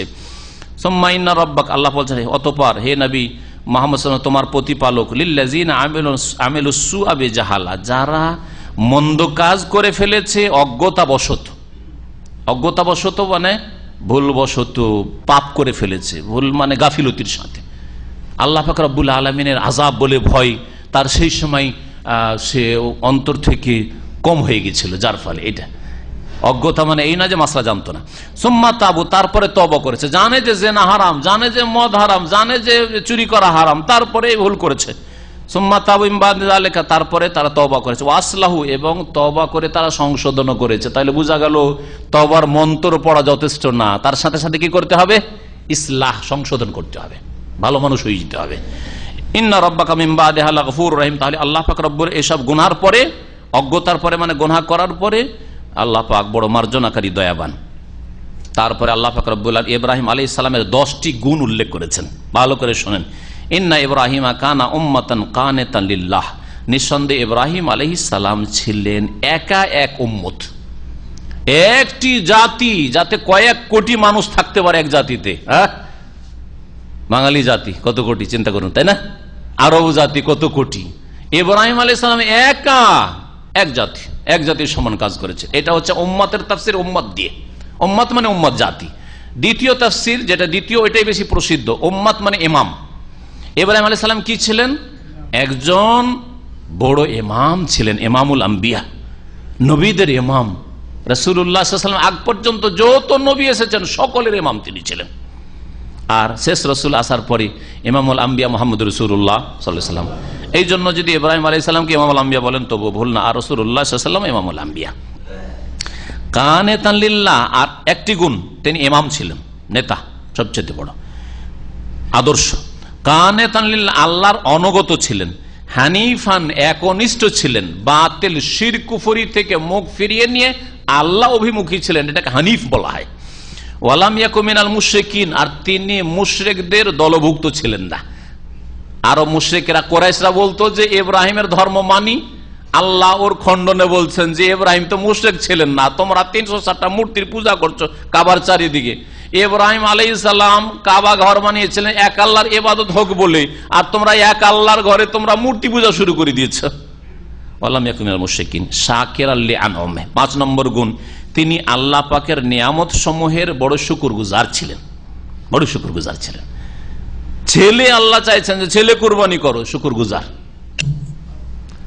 আল্লাহ বলছেন তোমার বিবিকে, ছেলেকে, নাবালককে তুমি রেখে আসো জনহীন এলাকায়, মক্কায় রেখে তুমি আবার ফিরো তুমি সামদেশে, তোমার থাকা চলবে না মক্কায়। নাহলে থাকতেন না, আল্লাহর যদি অনুমতি থাকতো মক্কায় থাকতেন না, স্ত্রীর সাথে অবশ্যই থাকতেন। যাও, ফিরে যাও, আবার তুমি সামদেশে ফিলিস্তিনে ফিরে যাও। নিয়ামতের শুকরগুজার ছিলেন। ইজতাবাহু, আল্লাহ তাকে বাছাই করেছিলেন, মনোনীত করেছিলেন, তিনি আল্লাহ পাকের পক্ষ থেকে মনোনীত। হাদাহ ও হাদাহ ইলা সিরাতি মুস্তাকিম, সরল পথে আল্লাহ তাকে হেদায়েত দান করেছিলেন। বিভ্রান্ত করতে পারেনি শয়তান, অনেক চক্রান্ত করেছে, বিভ্রান্ত করতে পারেনি কোনো সময়। আগুনে ফেলা হয়েছে, শয়তান বিভ্রান্ত করতে পারেনি। ছেলে কুরবানি করতে যাচ্ছে, শয়তান বিভ্রান্ত করার চেষ্টা করছে, বিভ্রান্ত করতে পারেনি। আল্লাহ পাক বলছেন ও আতাইনাহু ফিদ দুনিয়া হাসানা, তাকে দুনিয়াতেও সার্বিক কল্যাণ দান করেছিলেন, সুখ্যাতি। যত আসমানি ধর্ম রয়েছে, সমস্ত আসমানি ধর্মের অনুসারীরা ইব্রাহিম আলাইহিস সালামের নাম শ্রদ্ধার সাথে নেয়। এমনকি আরব মুশরিকরা, পৌত্তলিক, তারাও ইব্রাহিম আলাইহিস সালামকে তাদের আদর্শ বলতো, কিন্তু ভেজাইলা ধর্ম পালন করত। যেমন আমাদের দেশের শিরক মাজার পন্থীদের কাছে মোহাম্মদ রাসূলুল্লাহ সাল্লাল্লাহু আলাইহি ওয়াসাল্লাম মহব্বতের দিক দিয়ে, মহব্বত প্রকাশের দিক থেকে নবী আদর্শ, কাজে কর্মে আকীদায় নবী আদর্শ নয়। ঠিক ওই রকমই। জি হ্যাঁ, 9 হয়েছে ওয়াতাইনা ফিদ দুনিয়া হাসানা ওয়া ইন্নাহু ফিল আখিরাতে, কয়টা হয়েছে? 8টা হয়েছে। ওয়া ইন্নাহু ফিল আখিরাতি লামিনাস সালিহিন, আর তিনি পরকালেও সৎ লোকদের অন্তর্ভুক্ত। 10 নম্বর পুরো হবে এটা দিয়ে, শেষ নবী মুহাম্মদ রাসূলুল্লাহ সাল্লাল্লাহু আলাইহি ওয়াসাল্লাম কেউ, অথচ তার দিন সারা বিশ্বের সমস্ত মানুষের জন্য, জিনের জন্য, তাকেও বলা হচ্ছে যে তুমি ইব্রাহিম আলাইহিস সালামের আদর্শের অনুসরণ করো। সুম্মা আওহাইনা ইলাইক, অতঃপর আমি ওহী করেছি তোমাকে, আনিত্তাবি মিল্লাতা ইব্রাহিম হানিফা, তুমি অনুসরণ করো ইব্রাহিম আলাইহিস সালামের দ্বীনের, আদর্শের। হানিফান, একনিষ্ঠ হই, ওমা কানা মিনাল মুশরিকিন, আর জেনে রাখো যে তিনি মুশরিকদের অন্তর্ভুক্ত ছিলেন না। ইন্নামা জুইলাস সাবতু আলাল্লাযিনা ইখতালাফু ফীহি ওয়া ইন্না রাব্বাকা লা ইয়াহকুমু বাইনাহুম ইয়াওমাল কিয়ামাতি ফীমা কানু ফীহি ইখতালিফুন। আল্লাহ পাক বলছেন এই শনিবারের দিনটি যে ইহুদিরা বড়দিন হিসাবে গ্রহণ করেছে, এটা আল্লাহ দেননি, তাদেরকে স্বাধীনতা দিয়েছিলেন। দেখো কোন কোন তাফসীরকাররা বলছেন যে আল্লাহ পাক বললেন মূসা আলাইহিস সালাম ভাষায় এই বনি ইসরায়েলকে যে তোমরা সপ্তাহে একটা দিন বাছাই করো, কোনটা দিন নেবে? তারা শনিবার নিয়ে নিল। খ্রিস্টানদেরকে যখন বলা হইলো ঈসা আলাইহিস সালাম অনুসারীদেরকে তোমরা একটা দিন বাছাই করো তো দেখি, জুমা পর্যন্ত পৌঁছতে পারছো কি পারছো না দেখি, বললেন আমরা তাহলে রবিবার নেব, দুটো দিন নিল। হ্যাঁ, মুসলিম উম্মাতকে আল্লাহ পাক রব্বুল আলামিন যে আসল দিনটা আল্লাহ পাক পছন্দ করেন, ওদের জন্য পছন্দ করেছিলেন, কিন্তু তারা ইখতিলাফ করেছিল, তারা গ্রহণ করেননি, সেই দিনটা দিয়েছেন জুমার দিন, সবচাইতে ভালো দিন, ফজিলতের দিন। আল্লাহ পাক বলছেন ইন্নামা জুইলাস সাবতু, নিঃসন্দেহে শনিবার পালন নির্ধারিত করা হয়েছে, আলাল্লাযিনা ইখতালাফু ফি, ওই সব লোকদের ওপর, যারা এতে মতবিরোধ করেছিল তাদেরকে যখন স্বাধীনতা দেওয়া হলো, একদল বলল এইটা নেব, একদল ওইটা, শেষে সিদ্ধান্ত তাদের হইলো শনিবার আমরা নেব, শনিবারটা আমাদের ধর্মীয় দিন, আমাদের উৎসবের দিন। আর কেউ কেউ বলেছেন আল্লাহ পাক বলেন জুমার দিন তোমাদেরকে দিলাম, বলছেন না না, জুমার দিনটা না, আল্লাহ পাক জুমার দিন কাজকর্ম সৃষ্টি করা শেষ করলেন, আর শনিবারের দিন আল্লাহ কোনো কিছু করেননি, বাকি থাকলো 6 দিন আল্লাহ পাক সবকিছু সৃষ্টি করলেন না, তো শনিবারটা আমরা নেব। আল্লাহ পেশ করলেন জুমার দিন, ওরা জুমার দিনকে অস্বীকার করে অবজ্ঞা করে বলছে না আমরা শনিবারটা চাই, আল্লাহ ওইটাকে মনোযোগ করে, ঠিক আছে না, ওই কথাই বলছেন তোমরা মতবিরোধ করেছো। ওয়াইন্না রাব্বাকা লা ইয়াহকুমু বাইনাহুম ইয়াওমাল কিয়ামাতি ফীমা কানু ফীহি ইখতালিফুন, হে নবী মুহাম্মদ তোমার প্রতিপালক তাদের মাঝে কিয়ামতের দিনে চূড়ান্ত ফয়সালা করবেন ওই সব বিষয় যেসব বিষয় তারা দ্বিমত করেছিল। আল্লাহ পাক রব্বুল তারপরের আয়াতে ইসলামের দাওয়াত দেওয়ার ক্ষেত্রে যে আপনার যে মূল নীতি রয়েছে, ইসলামের দাওয়াত পেশ করার কর্মপদ্ধতি রয়েছে, তার দিকে আল্লাহ পাক দিক নির্দেশনা দিয়েছেন।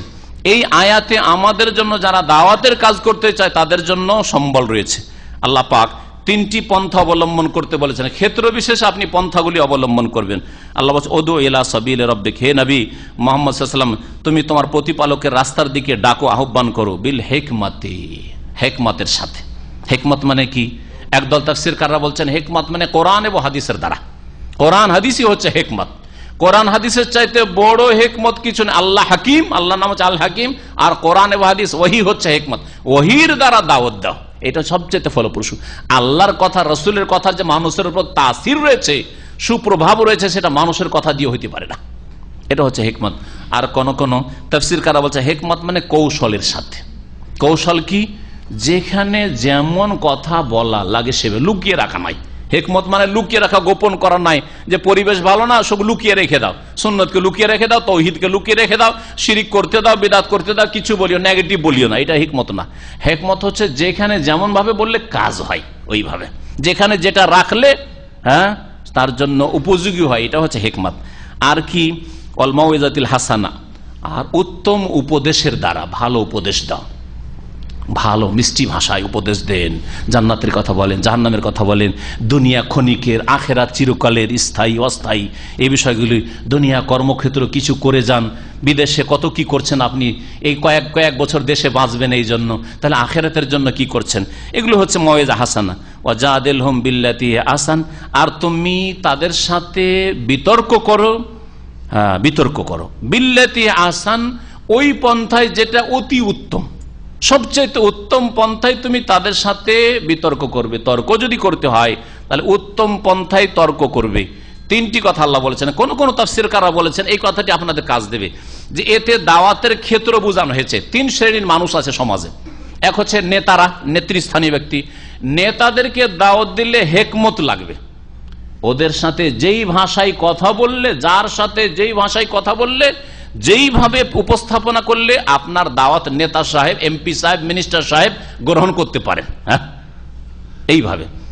আর দ্বিতীয়টাতে মওয়াইজা হাসানা দিয়ে বোঝানো হয়েছে, দ্বিতীয় ক্ষেত্রের লোক হচ্ছে জনসাধারণ, যারা মোটা খায় মোটা বুঝে, জান্নাতের কথা বললেই একটু জান্নাতের জন্য আগ্রহী হবে, জাহান্নামের কথা বললে ভয় পাবে, কবরের আযাবের কথা বললে ভয় পাবে, মওতের কথা বললে ভয় পাবে, ওদেরকে এগুলি বলতে হবে। আল্লাহ পাক গফুরুর রহিম, আল্লাহ পাক রব্বুল আলামিন আযাব কঠিন, এগুলি তারগীব তারহিব, এটা বলবেন জনসাধারণকে। আপনি সাধারণ মানুষ, বেশি শিক্ষা দীক্ষা নেই, একটু দিনের কথা বললেই তারা আগ্রহী হয় আর দিনের কাজ করা শুরু করে। নামাজের ফজিলত বলেন, নামাজ পড়ার ফজিলত, নামাজ পড়লে কি পাবেন দুনিয়া আখেরাতে, আর নামাজ যদি সালাত ত্যাগ করেন তাহলে দুনিয়া আখেরাতে কি শাস্তি রয়েছে, এটা হচ্ছে মাওয়াইজা হাসানা। আর তৃতীয় শ্রেণীর লোক রয়েছে যারা হচ্ছে বুদ্ধিজীবী, আজকালকার ভাষায় কি বুদ্ধিজীবী, এক শ্রেণীর বুদ্ধিজীবী। আর এক শ্রেণীর লোক হচ্ছে বিদাতি মোল্লাজি। বুদ্ধিজীবী আর বিদাতি মোল্লাজি, বিদাতি মোল্লাজির মগজে ভাইরাস ঢুকে আছে, আর বুদ্ধিজীবীদের মগজে শিরক কুফরি নাস্তিকতার কার্ল মার্কসের ভাইরাস ঢুকে আছে। বুঝতে পারছেন না? এই 2 শ্রেণীর মানুষের সাথে তর্কের প্রয়োজন রয়েছে। কিন্তু উত্তম পন্থা যদি তর্ক সম্ভব হয় তাহলে তর্ক বহাস মোনাজারা করবেন, অনুত্তম পন্থায় নয়। উত্তম পন্থা হচ্ছে যদি ওই লোকদের হক সত্যকে জানার মন মানসিকতা থাকে তাহলে, আর সত্য জানার মন মানসিকতা যদি না থাকে তাহলে তর্কে জড়াতে যাবেন না। যদি নিজেরটাই মানাতে চাই ওই বিদাতি মোল্লা, তাহলে ওকে ছেড়ে দেন, লাকুম দীনুকুম ওয়ালিয়া দিন। আল্লাহ পাক রব্বুল আলামিন বলছেন যে ইন্না রাব্বাকা হুয়া আ'লামু বিমান দাল্লা আন সাবিলিহি, হে নবী তোমার প্রতিপালক সবচেয়ে বেশি জানেন যে কে তার রাস্তা থেকে পথভ্রষ্ট হয়, ওয়া হুয়া আ'লামু বিল মুহতাদিন, আর তিনি জানেন যে কারা হেদায়েত প্রাপ্ত। তারপরে আল্লাহ পাক বলছেন প্রতিশোধ নেওয়ার ক্ষেত্রে যদি কেউ জুলুম করে আপনার উপর, প্রতিশোধ নিতে পারবেন অতটা যতটা আপনার জুলুম করা হয়েছে, তার বেশি করলে আপনাকে আবার পকড়াও হবে। আল্লাহ বলছেন ওয়াইন আকাবতুম, তোমরা যদি প্রতিশোধ নাও, ফাআকিবু বিমিসলি মা উকিবতুম বিহি, যতটা তোমাদের উপর নির্যাতন হয়েছে জুলুম হয়েছে ততটা তোমরা প্রতিশোধ নাও। ওয়ালাইন সাবারতুম, তবে যদি ধৈর্য ধারণ করে নাও, ধৈর্য ধর, এটা সবচেয়ে ভালো। লাহুয়া খায়রুল লিসসাবিরিন, তাহলে এটা ধৈর্যশীলদের জন্য সবচাইতে উত্তম। অসবির, আল্লাহ নবীকে বলছেন তুমি প্রতিশোধ দিও না। নবী কিন্তু প্রতিশোধ নেননি, মাফ করে দিয়েছেন মক্কার লোকদেরকে। তুমি ধৈর্য ধারণ করো, আমা সাবরুকা ইল্লা বিল্লাহ, আর তোমার ধৈর্য আল্লাহ ছাড়া হইতে পারে না। তার মানে আল্লাহর কাছে ধৈর্যের তৌফিক কামনা করো। আল্লাহ যদি ধৈর্য না দেন তাহলে ধৈর্য তুমি পেতে পারো না, সুতরাং তুমি ধৈর্য আল্লাহর কাছ থেকে কামনা করো। ওয়ালা তাহজান আলাইহিম, আর এই কাফের মুশরিক অবাধ্যদের ওপর তুমি দুঃখ করিও না, কষ্ট নিও না। ওয়ালা তাকু ফি দাইকি মিম্মা ইয়ামকুরুন, আর যেই ষড়যন্ত্র এরা করছে ইসলামের বিরুদ্ধে, তোমার বিরুদ্ধে, তাতে তুমি তোমার মনটাকে ছোট করিও না। ওয়ালা তাকু ফি দাইকিন, তুমি নিজের মনে সংকীর্ণতা বোধ করিও না, শাব্দিক অর্থ। তার মানে তোমার মনক্ষুণ্ণ হেও না, তুমি মনক্ষুণ্ণ হেও না, মনটাকে ছোট করে নিও না, বরং মনে উদারতা রাখো। আল্লাহ পাক তারপরে বলছেন, এই আয়াত দিয়ে আল্লাহ শেষ করছেন এই সূরা, ইন্নাল্লাহা মাআল্লাযিনা তাকাও, নিঃসন্দেহে আল্লাহ পাক ওই সব লোকদের সাথে রয়েছেন যারা সংযত, যারা পাপ মুক্ত থাকতে চায়, গুনাহ থেকে বাঁচতে চায়, তাদের সাথে রয়েছেন। ওয়াল্লাযিনা হুম মুহসিনুন, আর যারা সৎকর্মশীল তাদের সাথে আল্লাহ রয়েছেন। এখানে দুটো দিক বলা হয়েছে, একটা নেতিবাচক, সংযত মানে যারা গুনাহ থেকে বাঁচতে চায় তাদের সাথে আল্লাহ পাক রয়েছেন, আর যতগুলি গুনহার কাজ রয়েছে, গুনহার কথা রয়েছে, তা থেকে বাঁচে ওদের সাথে আল্লাহ রয়েছেন। আল্লাহ পাক স্পেশাল থাকা তাদের সাথে আল্লাহ পাকের রয়েছে। আর যারা সৎকর্মশীল মানে যারা ফারায়েজ ওয়াজিবগুলি আদায় করে, সুন্নাত মুস্তাহাব আদায় করে, ফরজে নামাজে ঘাটতি নেই, জাকাতে ঘাটতি নেই, সিয়াম রোজাতে ঘাটতি নেই, হজে ঘাটতি নেই, হেজাব পর্দাতে ঘাটতি নেই, দিন ইসলাম পালন করে ঘাটতি নেই, সুন্নত যথাযথ পালন করে, মুস্তাহাব কাজগুলি করে, তাহাজ্জুদ পড়ে, মুহসিন ইহসান, ওপর দিকে যত আপনি যাবেন তত আপনি মুহসিন হতে পারবেন। আল্লাহ পাক খাস তার সাপোর্টের সাথে, সাহায্যের সাথে, তার তৌফিকের সাথে, তার হেফাজতের সাথে, তার রক্ষণাবেক্ষণের সাথে, স্পেশাল ভাবে নেক লোকদের সাথে, সৎকর্মশীলদের সাথে, আল্লাহ ভীরুদের সাথে রয়েছেন। আর আল্লাহ পাকের আর একটা সাথে থাকা হচ্ছে আম ভাবে, মাইয়াতে আম্মা, আগেরটা ছিল মাইয়াতে খাসা, খাস ভাবে বিশেষভাবে সাথে থাকা, মুমিনদের সাথে, সৎকর্মশীলদের সাথে। আর সাধারণ যে কোনো মানুষের সাথে, ওয়াহুয়া মাকুম আইনামা কুনতুম, তোমরা যেখানেই থাকো না কেন আল্লাহ পাক তোমাদের সাথে রয়েছেন। হ্যাঁ, আল্লাহ তোমাদের সাথে রয়েছেন মানে আল্লাহ পাক রব্বুল আলামিন কোন দিক থেকে? পরিবেষ্টনের দিক থেকে, ঘেরার দিক থেকে। ক্ষমতার দিক, আল্লাহর ক্ষমতার বাইরে যেতে পারবে, আল্লাহর আয়ত্তের বাইরে যেতে পারবে না, আল্লাহর পরিবেষ্টনের বাইরে যেতে পারবে না, আল্লাহ পাক রব্বুল আলামিনের কুদরতের বাইরে যেতে পারবে। আল্লাহ পাকের এলমের দিক থেকে আল্লাহ পাককে বেখবর করে দিতে পারবে না, আল্লাহ জানতে পারছেন যে কোথায় পালিয়ে আছে আসামি। হ্যাঁ, আল্লাহ পাকের এলমের দিক থেকে। এটা হচ্ছে মাইয়াতে আম্মা। মাইয়াত আল্লাহর সাথে থাকা হচ্ছে দুই প্রকার। আর এইরকম কথা আজকালকার দেশের শাসক বলে, কাজ করেন আমরা আছি আপনার সাথে, বলে না? হ্যাঁ, আপনার গ্রামে কাজ করছেন কোন একটা সরকারের পক্ষ থেকে, আর ঢাকা থেকে, রাজধানী থেকে সরকার বলছে আমি আছি আপনাদের সাথে, কাজ করেন। কোথায় আছে? 500 কিলোমিটার দূরে আছে, তারপরে তো বলছে। তো আল্লাহ পাক আমাদের সাথে আছেন মানে সর্বত্র বিরাজমান হয়।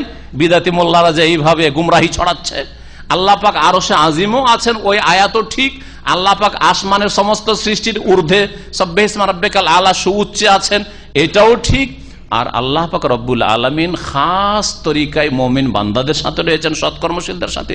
আর আমভাবে, সাধারণভাবে প্রত্যেক মানুষের সাথে, প্রত্যেক সৃষ্টির সাথে আল্লাহ পাক রব্বুল আলামিন রয়েছেন। আল্লাহ পাক রব্বুল আলামিন যেন কোরআনে কারীম বুঝার তৌফিক দান করেন, কোরআনে কারীম দিয়ে আমাদের অন্তরকে আলোকিত করেন, আমাদের ঈমান আমলকে সুন্দর করার তৌফিক দান করেন। সুবহান রাব্বিকা রাব্বিল ইজ্জাতি আম্মা ইয়াসিফুন ওয়া সালামুন আলাল মুরসালিন ওয়াল হামদুলিল্লাহি রাব্বিল আলামিন।